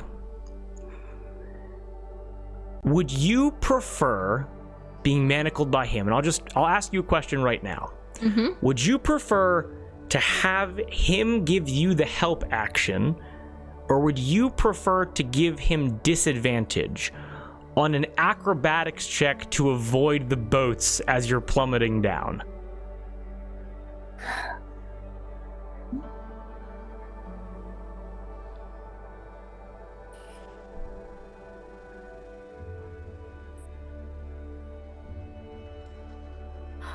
I think she would have him give her the help action. Or give him the help action, whichever it was. Okay. You tilt your head up from your body, that being down as you're now diving towards this lake, and you're able to hear Winterscott Key whisper one more thing to you before you hit the water, and then I'm going to ask you for a check, okay? Mm-hmm. Okay. I'm gonna kill the king and queen, guys! This like bullet time tension is so good. It's killing me. I'll my lose goodness my gracious. marbles. That is the last thing you hear Winterscott Key say, Wanna know? as I need you to make, it has to be an acrobatics check with advantage. And I'm going to let you know this right now, okay? Mm-hmm. If this does not meet the DC of an 18, you are going to take 8d6 falling damage. Am I allowed to know the DC? It is an 18. It's an 18. Yes. Okay, and it's acrobatics with advantage. Yes. Okay. Acrobatics with advantage, you said, right? Yep. Okay, that's a 19. A 19. Jesus Christ. Jesus Christ, we're about to say goodbye to Cherie! Jesus. Because that could have been, I don't know about your hit point, number. I mean, we'll see. She's got beefy. She's She's a beefy, beautiful, hot lady! You're not covered in blood anymore. Hey! As you both Oh, baby. locked together, plummet down, directly landing in the center of the reflected full moon, narrowly avoiding boats passing beneath you. An eruption of water as you are able to hear nobles go, ah, and get sprayed with things, unknowing all of the danger that you were just in. Oh my god. As you and Winterscott Key still locked together, having taken no damage from that fall, as you are both now underwater in this artificial lake. We're going to cut away from you for 1 second, okay? How was that? That was good? It was very. I don't take any damage from hitting the water from that high. No, well, so, fun fact, you can cliff dive from about 80 feet up. Fun fact. Oh. That's a thing that you can do. I think the tallest is like 120 feet that a human being ever did. But I might be about, those numbers might be a little bit fuzzy, so I might have to Google that a little bit later. But fuck it, yeah, I'm the DM. Yeah, no, that was wonderful. How much damage would I have taken? You have taken 8d6 force damage. Well, you from, cut away. I'm gonna roll to see if I could have survived that. Not a problem. This connective moment between Cherie and between Winter is completely missed by Cass, Blur, and Hathor, who all watch their friend plummet 8 stories down directly into the water. Now, Oh no. Cherie, If we tie all our rope together, That'd be like 60 feet. yeah, and then we just jump down and it's 20 feet into the water. Let's go! Let's go! That's what you do? Yes. How much room? Okay, We killer. have 50 feet. We got it 50 easily. feet. Yeah, okay, So that's okay. 100 feet. So Yeah, here's and then we'll what- be fine. Here's what I need, okay? I'm gonna say this is gonna be a okay, so Tony's not there, so I'm gonna say Hawthor or Cassie roll this with advantage. This is gonna be a group sleight of hand check to rapidly assemble the rope together, because you already know this is gonna be slower than just jumping down there, but it's about how much time, it's about the least amount of time that you can waste doing this. That makes sense? Yes. I'm going to drop concentration on the spell for Cherie, and if sleight of hand, I have a +3. I also have a +3. So I'm gonna cast guidance on whoever it is to give them an extra D4. Okay. So if you want to do it, you can, or Okay. I can do it, or Blurso, what's your sleight of hand? Oh boy, let's see. +1. Okay. So I've been rolling bad. You do it. okay. Guidance. Guidance. Oh, 23. But again, Oh, am I also rolling? it's gonna be a group check. Yeah, 11. 11. Okay, Blurso, what'd you get? 14. 14. Okay. Hawthor, you've been. I know how to tie ropes. Oh, yeah, I you've been lived on in Pirate ships. City. You're a pirate from Pirate City. Hawthor, you're doing most of the work. Blurso, Over. Blurso, Cass, you're like, I have rope, and you just throw it My towards bullet Hawthor. wounds sting. Oh, boo fucking who. I'm gonna quickly just. Who fucking who? I got shot. Oh my god, like that's not a thing that happens to everybody. So this is going to take you guys a full 30 seconds to assemble, and now Wow. I'm going to need an acrobatics check to begin descending down the building. As you're able to tie Cool. it to like the door that Cherie busted off the hinges, and like basically propping it in between the frame of the door, so like you guys have like a latch to kind of like rappel down with. Make sense? I would like to rip off a bit of my dress, tie it around my hand so I can just slip through without giving myself incredible rope burn. Very smart, and I'll certainly allow it. Okay. Okay. So what was the type of check? It's going to be an acrobatics check to descend. So here you go. Do I still have disadvantage? You're or no? able to feel the poison dissipate within your body. It seems like an initial shock to you that is now gone. Okay. So you do not have Okay. disadvantage anymore. Dirty 20. 9. Oh! Cass, you're not really good at the moving part of To adventuring. be fair, I've been shot in the shoulder. That- Even that- though I'm that not is true. poisoned anymore. Hathor's like internatural element of like swinging on ropes Tony, is literally. acrobatics check for me. 13. 13. Okay. I'm going first. I assumed. All in all, Hawthor, it takes you 4. Wait, so that would be. What was the 6? Wait, 6, 7, 8, 5. I'm Wait. like almost like slipping, letting my Yeah. the rope slip through my hands as I'm Hawthor, like. going down only takes you 5 rounds of combat. Okay, so 30 seconds total. For Cass and for Blurso, it's going to take you all 7 rounds of combat. Okay, I rolled a dirty 20. that's me. But you have to assemble the rope, get it tied off, jump out the window, and then descend yeah. quick enough that you don't burn your hands off. Like No. I put the things around my hands, so I didn't burn my hands off. Being as fair Sorry. as possible here, the Yes. fastest thing to do was to jump off. Everything that wasn't jumping off was going to be slower than just doing what Sherry just did. Yeah. Listen, I have 15 hit points. I could have straight up died. Yes, exactly. So as you guys begin to descend, Sherry is still in the water. As Sherry is still in the water, what do you guys do? She has not surfaced yet. Can we? By the time we get to the bottom? By the time you get to the bottom, Sherry has not surfaced yet. No, it's been it's been like 40, 50 seconds at this point. I am going so to. we've. I thought we were gonna go through 5 rounds of combat. No. Okay, cool. I'm going to. I still have my divine sense up, and I could sense Cherie. I'm going to dive, and I'm going to see if I can sense her and search for her. Very And smart. I'm also trying to stay aware if I can still sense Winter Scott Key. Swimming, excellent. Hawthor, what do you Hathor do? is going to start screaming for help and try and persuade everybody to like, somebody jumped! They're in the water! We need help! And just get everybody's attention. Give me a persuasion check with advantage. Blurso, what are you doing? Probably just panicking mostly. I think we're on the ground by now. Yes.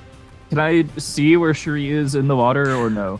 Cannot currently see. Give me a perception check actually to see if you can see her. Ooh. It's gonna be a high DC for this though. All right. If no one else is like just jumping in and like swimming around to try and find her, that was a 10. I'm just gonna like jump in and swim around and see if I can. I'll say that you're on Cass's tail because Cass can sense where people are. Makes sense? I got it. Persuasion. Sorry. Yep. What's up? I got a 19. 19.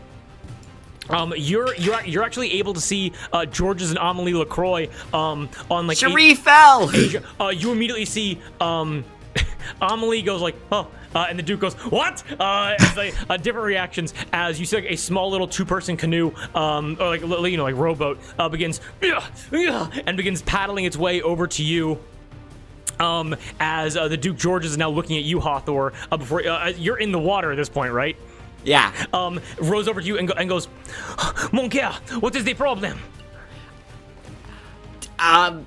Somebody's trying to kill the king. We chased him down. He jumped with Cherie. They're still underwater. Still underwater.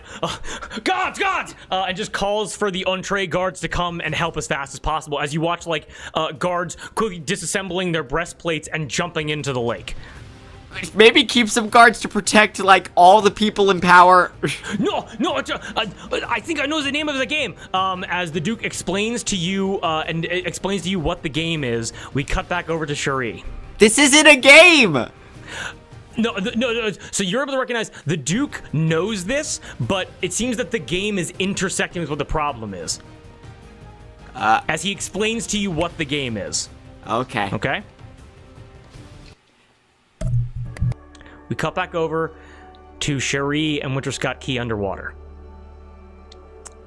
Cass, as you're swimming forward, because time's gonna work a little bit different. Cherie had a bit of a 1 minute lead on you guys, so I'm gonna kind of factor everything in. Cherie, as you guys have hit the water, you are able to feel the chains come off of your neck, and you are then able to feel feet placed against your back and push off of you underwater as Winter Scott Key is swimming away from you. Can I grab his ankle? Try to swim after him, try to get in reach to hold on to him. I'm gonna say give me an athletics check. It's gonna be opposed athletics, and we're both gonna have disadvantage because you're both underwater. Yep.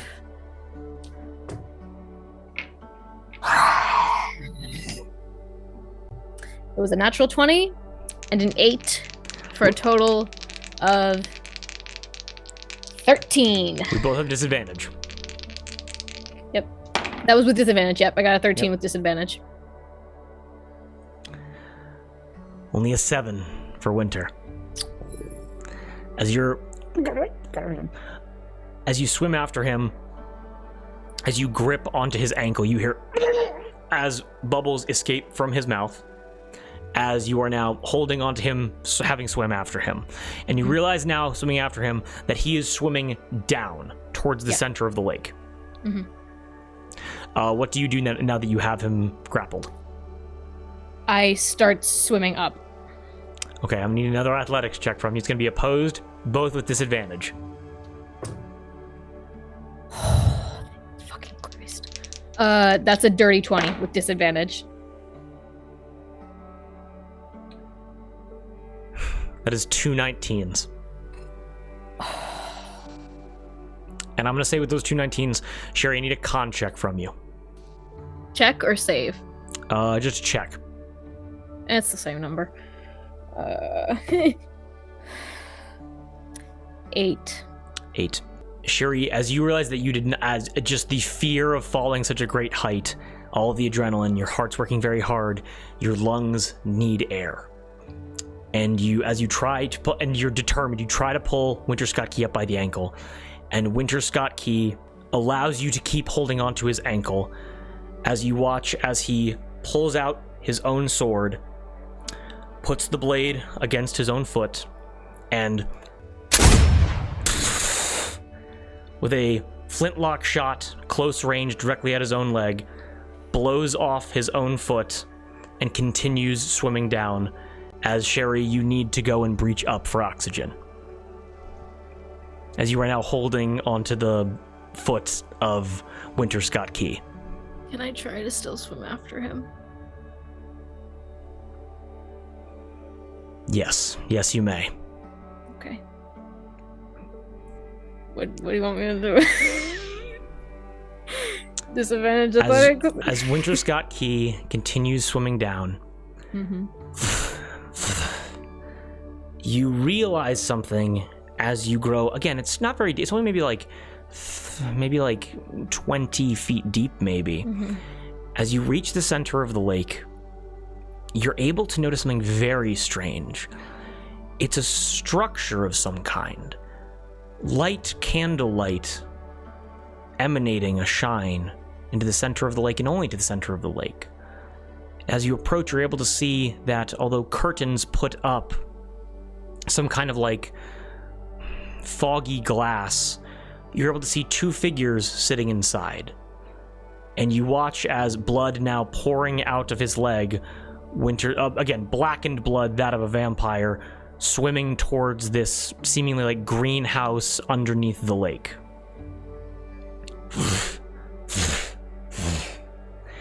Sure, I need another athletics check with disadvantage, and I'm gonna be very fair about this. For every 2 that you get below a 20, you're gonna take an additional point of damage from not having enough air in your lungs. Okay, that was rounded down. Athletics. That's only a 12. Only 12? You take 4 points of damage as you begin to feel your lungs instinctually want to open up and let air in, but you are just simply not allowing it as you have this, at this point, almost villainous attack on Winter. Are you still holding his foot? Yeah. Use it as a weapon since you lost your sword. Kick him with his own foot. Beat him in the head with his own foot. As you swim further down and further down, Winter Scott with a 13 is able to keep his distance from you and is able to reach the front door of this greenhouse. And you realize some kind of like majestic underwater game was planned for all of this, all of the noble houses being out on boats. You're able to just slightly look up, and under the light of the moon, you see the boats now kind of either rushing back towards shore, and you're able to see from the tower which you fell from, like that kind of structure coming out of the water, you're able to see your friends' bodies hit the water and begin swimming after you as you continue swimming down. Okay? You're able to see Winter, a ring adorning his hand, place it up against this glass door. You watch some kind of like some red infernal blood magic come out of it, delve deep into the lock of the door. You see a red spider web crackle and explode up the door as he blood again just everywhere in the water at this point, almost obscuring your vision.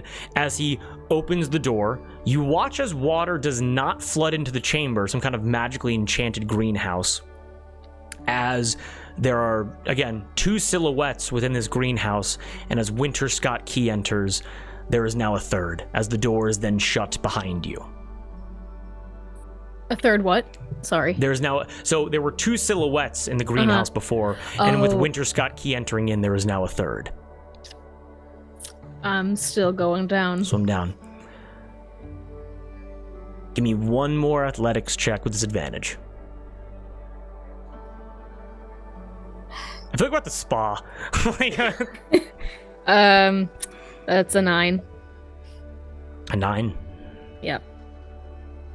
4 more points of damage as you continue to gasp for air internally. Okay? Yep. As you reach this red spiderweb door, we're going to cut back over to all of your friends to see what they were up to as they continue after you.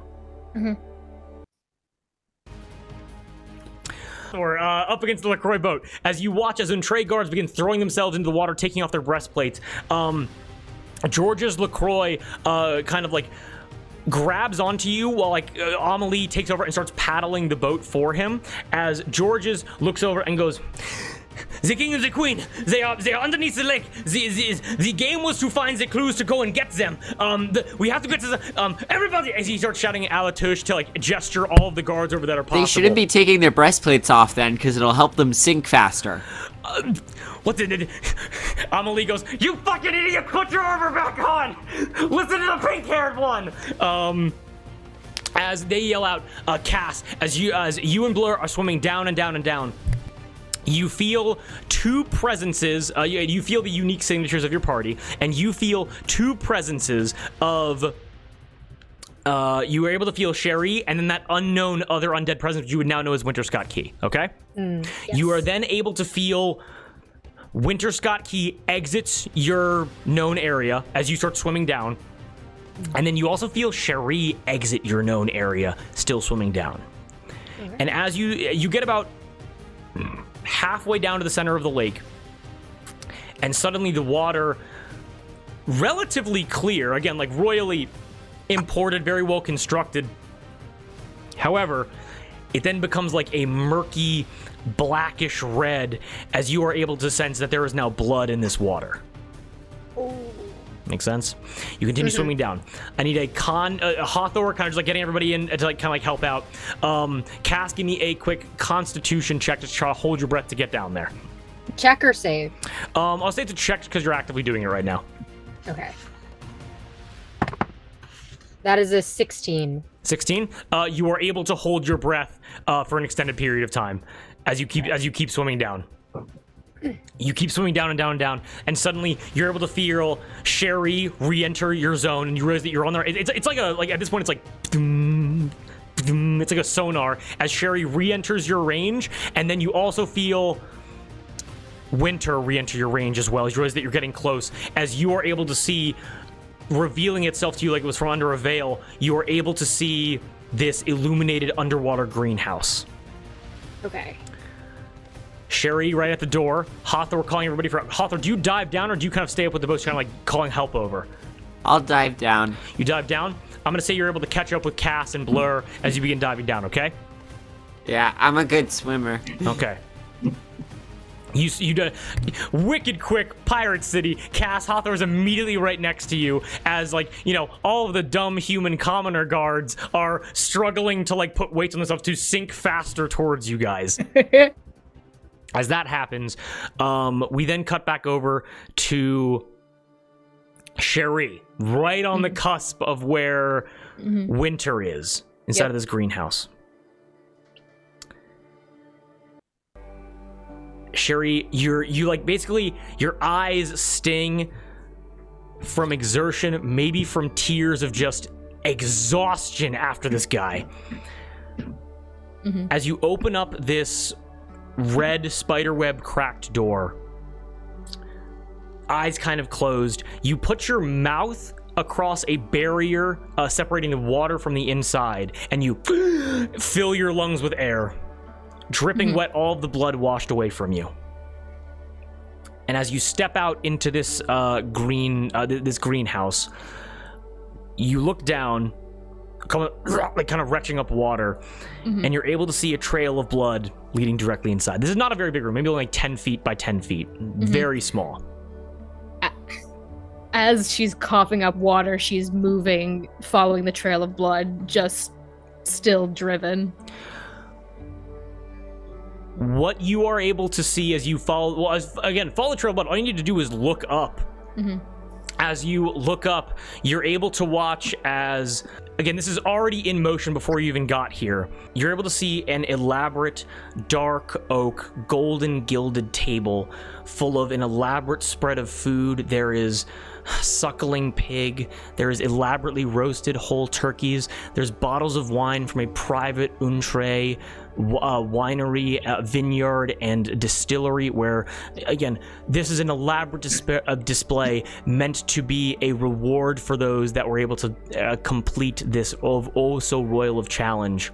And as you look up, you're able to see King Fernand Untre get shot in the shoulder by Winter Scott Key.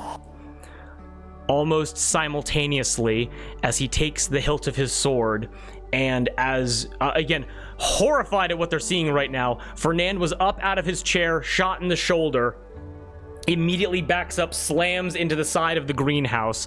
As his wife, the queen of this land, you watch as Winter Scott Key takes the hilt of his sword and clocks her across the face with it. They are, no offense, they are nothing special. This is non-lethal damage going to them, and they are out in one shot. As the queen is essentially knocked out right in front of you, you're still on the warpath, correct? Yeah.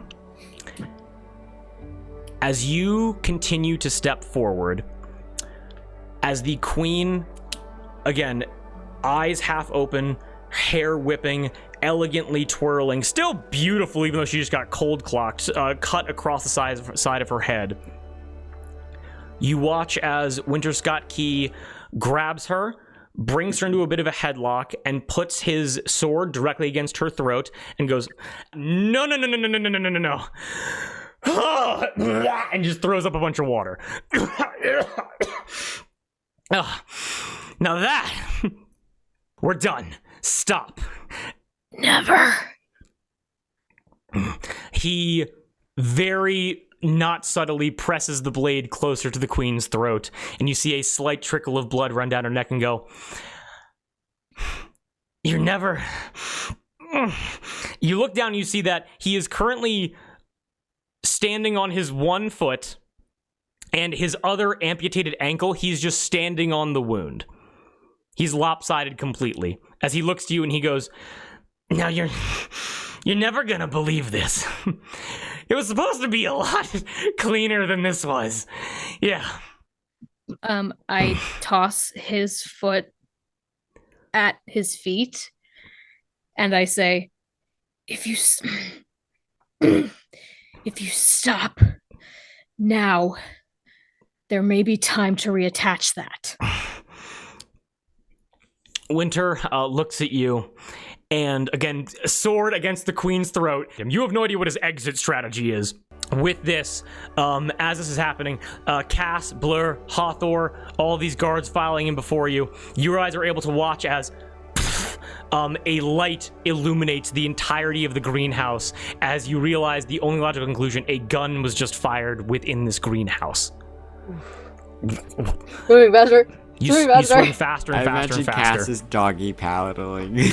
Winter holds the queen there, looking at you, Sherry, goes, there's no time like the present. Yeah. But weirdly enough, and looks over to the king, and looks at the queen unconscious in his arms, and goes, I'm not here for him. And I'm also not here for her. It was supposed to be a simple snatch and grab. As with his other arm, not holding his sword, you watch as he unlatches the queen's necklace of the 6 elegant diamonds and takes it away from her neck.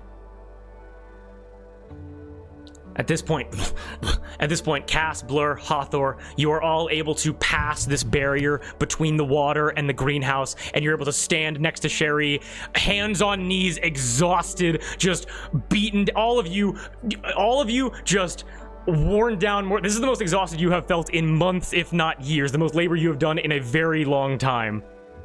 As you see Winter there holding the queen hostage, as the king goes, no, my love, please, and just starts begging for her life. As Winter goes, you say another word, and she's dead. All right, just stop talking. We got enough people here.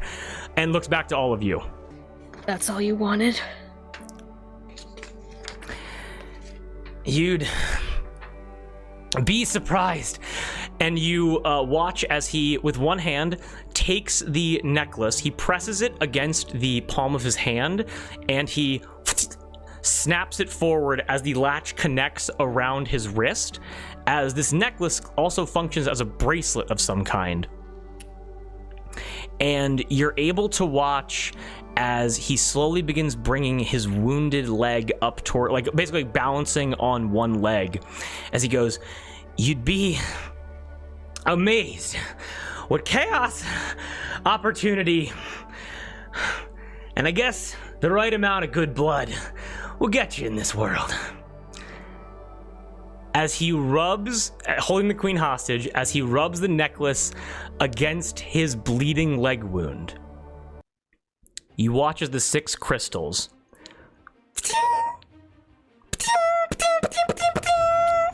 and they begin glowing.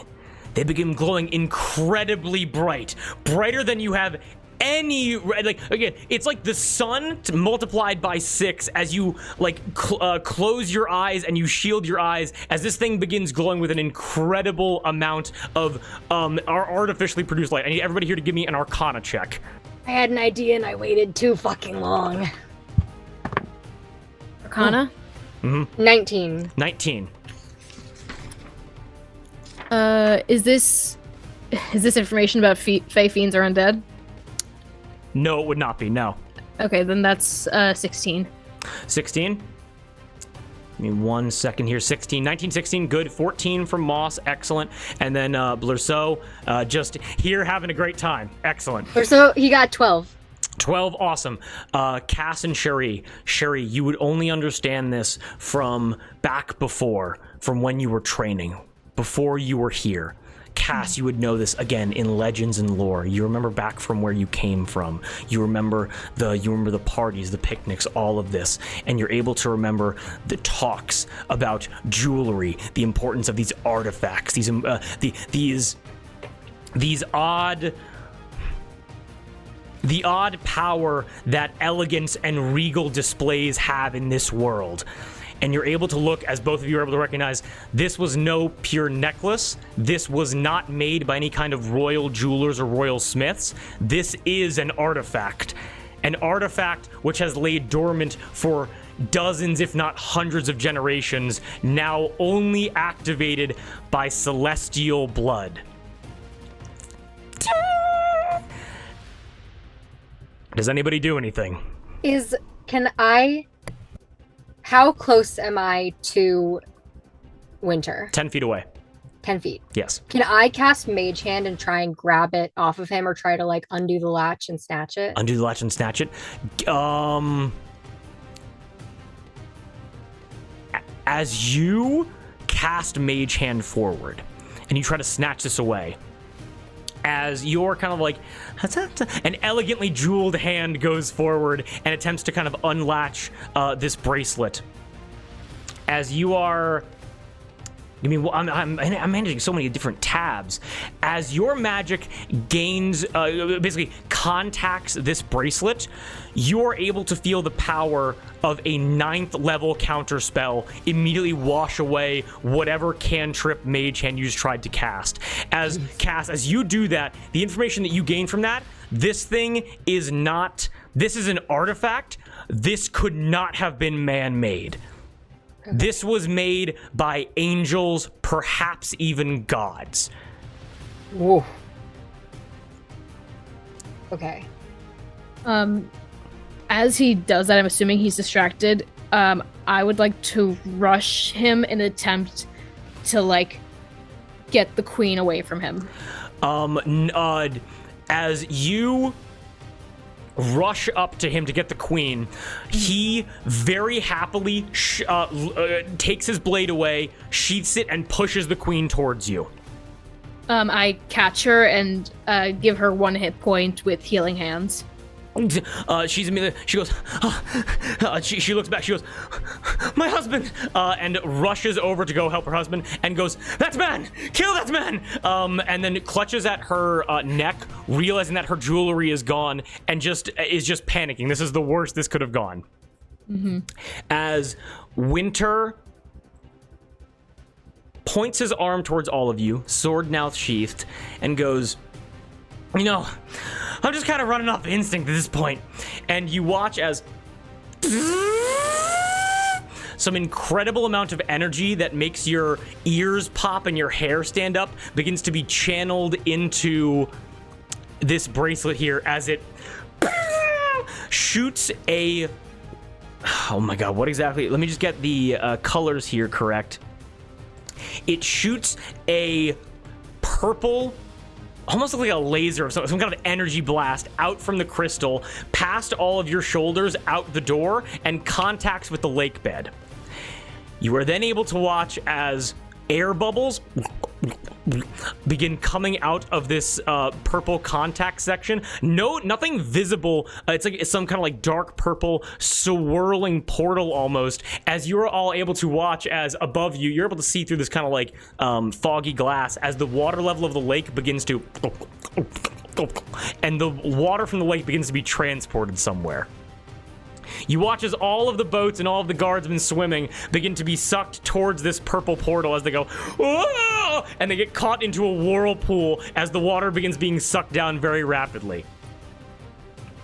With all of that, we are able to watch as Winter Scott Key, not a problem at all, Moss.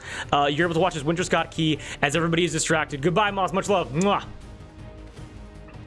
Winter Scott Key turns around as everybody's just distracted by that, and you're able to watch a red portal appear directly behind him. Give me 1 second here to make sure. Yeah, it's fine. The cameras are fucked up. It's whatever. As Winter Scott Key looks back to all of you, Queen no longer in his hands, sword at his side, bracelet around his wrist, red portal behind him. He looks to you and goes, again, guards, again, whirlwinding around you, goes, he points to you, Cass, and goes, you ever wonder why people like you are so rare around here? And I mean assholes of such epic proportions. And is anyone gonna question how it's possible, and points over towards Hathor, how a demon and an angel can get along? And like you see the blood loss is getting to him now. Much less bump uglies and make someone like you raise a goddamn kid. Yeah, I knew who she was. I could smell it from a goddamn mile away. But you, and points over towards Blurso and goes, you draw from the blood of the world. You benefit from all the shit they do. Yeah, I got no idea why, but you better strap in, because things are gonna change real fucking quick. And points back to you, Sherry, and goes, your people, our people. And you watch as now the boats, as these guards begin getting sucked into this whirlpool, these boats begin contacting with the ground, the water level now low enough, as noble families begin jumping out and rushing to the door behind you guys. You're able to see the LaCroix, the Burhaze Bisset, the Pavel family, the Renoirs, the Dubois, all of them. As Winter Scott Key points over towards the king and the queen and goes, and your family, you played a role in making the veil stronger than it had any right to be. I think it's time we cut that cloth. About to pass out, white-skinned even more than before, Winter Scott Key points this bracelet at each and every one of you, bends down, picks up his own foot, as funny as that is, and stands back up and goes, prepare yourselves for a war. The Coven sends their regards. And you watch as he throws himself into the red portal behind him. Can I try to shoot a crossbow bolt at him as he goes? You may try to shoot a crossbow bolt at him as he goes. Please. Can I Eldritch Blast? Eldritch Blast that as well. Both of you, please give me attack rolls. Okay. I'm just too busy thinking, like, what did I do to piss this guy off? I'm just a sommelier. I'm just a guy. Oh.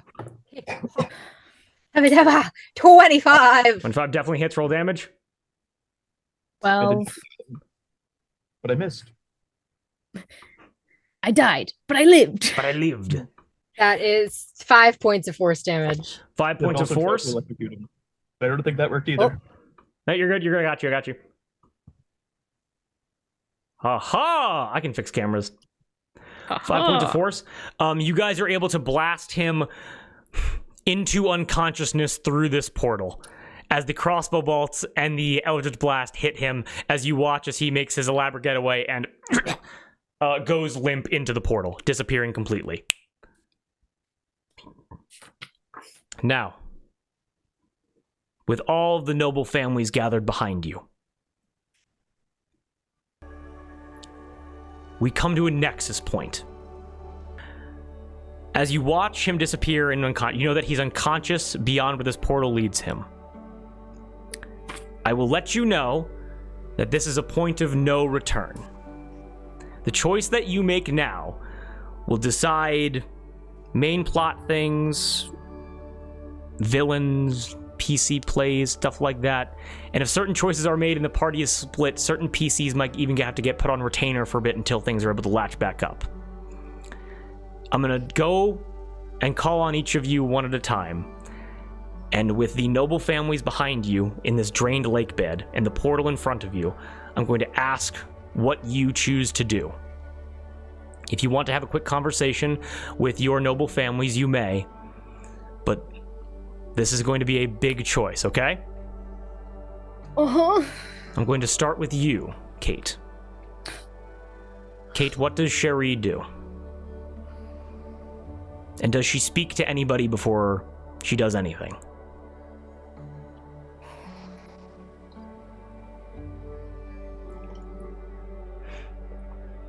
I don't think she does. I think she's always been quiet, but this is a different quiet for her.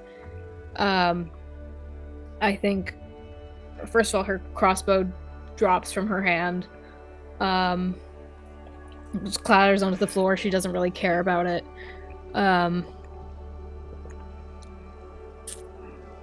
And she will stride forward and go to the king Entree and give him her last healing hand and give him 1 hit point. As you heal him, his wife, having already kind of ripped her royal dress, bandaging him up, stuffing cloth in, you come over, stand next to the queen, beautiful woman of elegance, now bleeding and crying and not knowing what's going on. As you come over, she puts a hand onto your back and you share this moment of solidarity. I kneel as I approach. I kneel before them and give the king that healing hand. I keep my head bowed, and when she touches me, all she hears is just, "I'm sorry."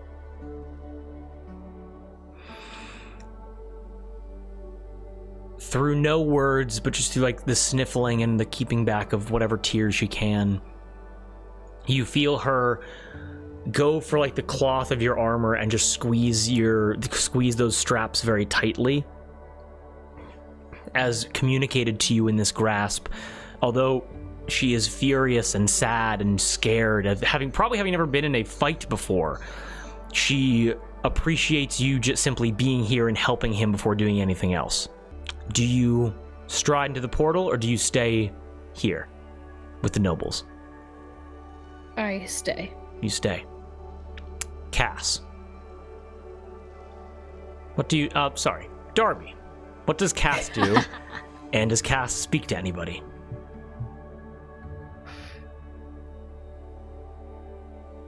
Oh.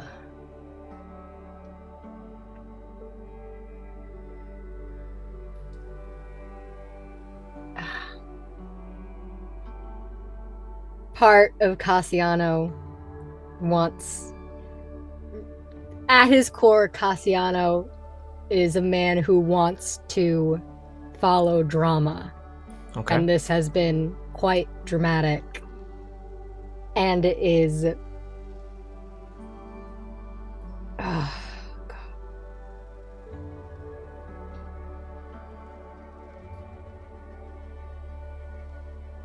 Struggles for a minute, very clearly on his face, with the things that Winter Scott Key clearly knows. But then remembers the job, the reputation, the things he has to do. And follows Cherie to the king and the queen. Nods at her and says, let me help. And is going to kneel before the king and queen and give them each 5 hit points from my lay on hands pool. As you heal both of them, you're able to watch the king go, "Ha," and pull the cloth out of his shoulder, as with this healing magic, you are able to watch as the bullet hole puncturing into his royal outfit, the skin underneath, and closes up. A sweet smell strikes his nostrils as he looks to you and wordlessly gives you a very, very hard-hitting nod of approval. I nod back at them. You're- And I, while his face is down, tries to school his expression into one of reverence and apology instead of the very the conflict he is feeling, to look up at them and say, I am the Honorable Viscount Cassiano Alwyn Pavel. I am at your service, and I have failed, and I'm very sorry. The king looks up to you, his first instinct being to grab his wife and clutch her close to her chest as she begins wailing at the loss of this family heirloom. As he looks to you, as he goes, "Fret not, young one, for I may be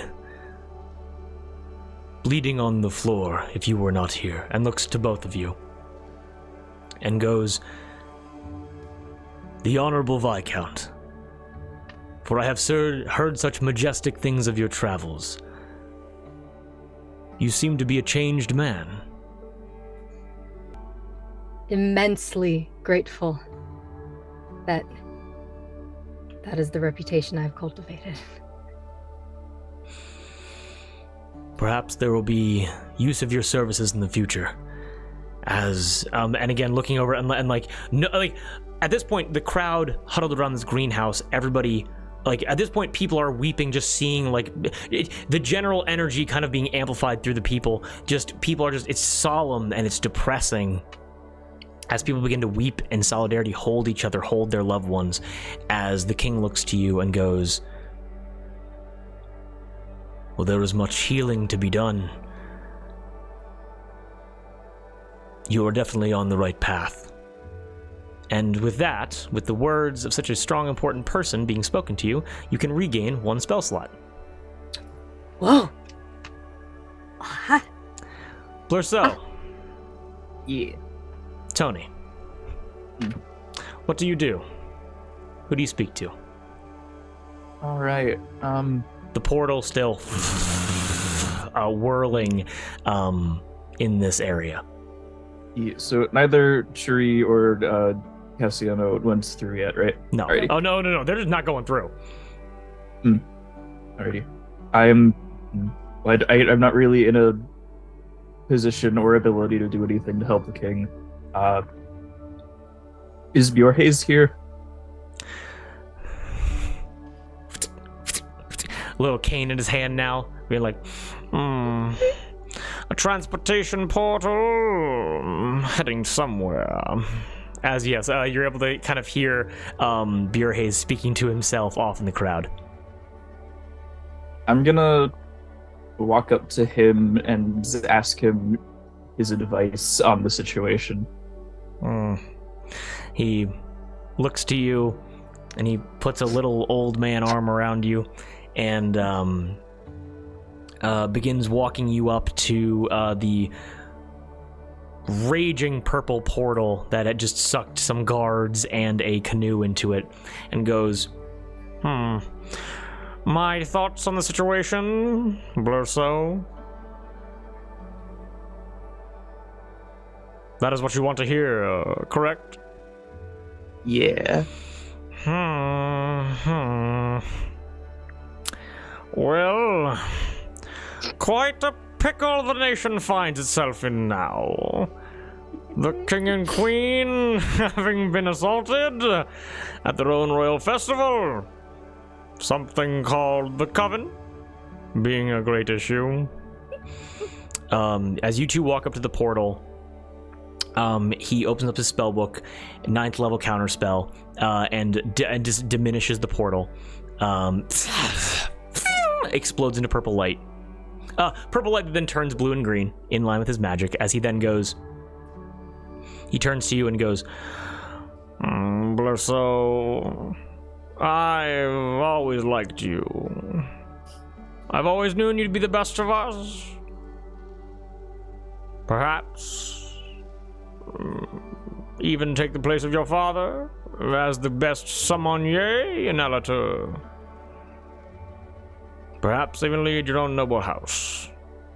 But before any of that is possible, as he kind of takes his cane and kind of just pushes it up against your chin and goes, I believe it is important for you to take what you enjoy seriously. I'm not an ignorant man, although you are the best sommelier I've ever seen. It does not bring you joy. But these people, and turns and looks to Cass, Hawthor, and Sherry, and goes, I believe staying with these people, you shall find out more about yourself than you ever have before. I agree. Thank you for these words of wisdom. Well, not a problem. Now I'm sure I must lead the magical cleanup of Castle Untray, as I know where this portal has gone. Would you care to divulge this information? The purple portal leads to the basement of Castle Untray. Buried and built upon over the last 200, 300 years. Perhaps secrets uncovered down there, who is to say? But that red portal that footless vampire leapt into leads to the furthest castle to the east of Allatour. The castle with no name. A long-forgotten relic of times and generations long past, ones that I can scarcely remember. Let us hope that dark things are not brewing in the shadows. Let us hope they cannot step into the light. As he then just kind of begins walking back towards the castle. Alrighty. The castle with no name. Interesting. With all of that, Sherry, Cass kneeling over the king, kneeling with the king and queen, Blurso standing there in an empty lake bed, deep into this earthen basin, the wet ground almost consuming your feet up to the ankles. You stand there alone as nobles look into this greenhouse as this event, although bravely fought, fiercely contested, is a scar on the history of Allatour. But just as Sherry and Cass kneel there, healing the two most regal and important people in this land, perhaps through the combined efforts of the four of you here now, perhaps that scar can begin to mend. And that's where we're going to end tonight's session. Oh my goodness gracious! Ladies and gentlemen, we're all having a good time. Yeah! What a call to adventure. Oh, absolutely. What a call to adventure! What a kickoff of the plot! Hey, and here's the thing: the odds that Winterscott Key was going to succeed were, you guys, again, it's all down to the dice. You guys definitely could have stopped him, but I will say that his face is burned and he lost a foot. I think you guys won a small victory against him. Gotta take the small victories. Well, in that he has a personal vendetta against us now, I guess. Yeah. I We guess. got a nemesis. And the My nema, nema, ooh, my nema. Also, the conversations secretly had between Sherry and Winter, whatever could have been said. You were just shit talking. Yeah. You were just shooting the shit. Yeah, we were just gossiping. Be like, Man. he was like, "Hey, your outfit's ugly," and I said, "Hey, it's uglier." So was that fun for everybody? Yes, That was very yes, fun. yes. The chase mechanics were really cool. I'm very Yes. happy that was a good time. Shorter session. Not really. Yeah, I tried. I fucking tried. Sorry. 'Cause- We got Yes, it's things gonna to be a say. short We got session. It's things gonna have a little to do. chase scene. It's gonna be cute and fun. Yeah. Well, I mean, I'm glad that was a good time for everybody. That was It a was lot of very fun for me. That was incredible. The little fight in the Bastion was absolutely awesome. You guys knocked that dude down to like 6 hit points before he jumped out into the lake. Should have killed him. I should have killed him. Now I fully had like more things to say where it was like I was like, so do you guys want to jump? Or do you guys want to like just run down the tower? And then you were like, we all have 50 foot of rope. I was like, shit, it's D&D. I forgot about that. Y'all got that 50 The 50 foot of hempen rope. We've all seen it. We've all Exactly. seen it. We've all That got it. That fits into a backpack that you all have on. Yeah. Oh yeah. It's like it's like I'm in an elegant white dress with my LL Bean hiking backpack. Oh yes. We But all yes. got pockets. Exactly. I am kicking myself so hard that I didn't do mage hand sooner to grab the bracelet. Because I Yes. was so worried that he was gonna kill her, and then it was too Mhm. late. It was too late. I'm very excited because Allatour, more than just Hathor, does connect back with Palm in the Fist. And I am very excited for the connections to become apparent as to what is happening. Pistols? My first thought is that the Terraborgs are into some shit, but that's not it. Hey, We who's haven't to had it fucking on say? different pots, okay? Coral steps out from around the corner. First thought's always wrong. Who's to say? Because I was like, crystals? The Terraborgs have Crystals? crystal names. Oh. The Coven sends their regards. I mean, not gonna see it. I mean, literally, like, it is possible that I'm referencing things in Palm of the Fist that haven't happened yet, so... Oh. But yes. Ooh. I'm very happy that all of you decided to stay, because deciding to go, there would have been an outcome for that, which we wouldn't have gotten today. But deciding to stay, now there's gonna be like a proper call to action, which is gonna be a lot of fun, so... I was very tempted to split the party. If, It took all of my self-control. I really wanted to go in that. I had to leave it up to an NPC. I'm gonna keep it real. If you would have done that, we would have had a private session. I would have given you the most terrifying session of D&D you'd ever would have had, and then we Nice. would have had to abandon Blurso for like 5 episodes. So Oh my goodness. Fair. And I've made a very specific note that when speaking to Cherie, that Winter Scott Key said our people, and I will be following up. She owes you a favor. She owes me a favor, and I'm gonna hold her to it. I said I'd hold her to it, and I didn't even write it down, and I really I wrote it down. She's I a, will forget. she's a woman of her word. She'll remember. Cherie but yes, but owes me. But yeah, Moss had to go, understandable. It is 12:40. We started like 2 hours late. It was a late night of D&D. Ladies and gentlemen, and everybody watching, we hope you had a wonderful time. We certainly did. And if you want to see episode 5 of Allatour and how everything kicks off with the main plot, tune in next time. We hope to see you there. Much love, everybody. Have a nice evening.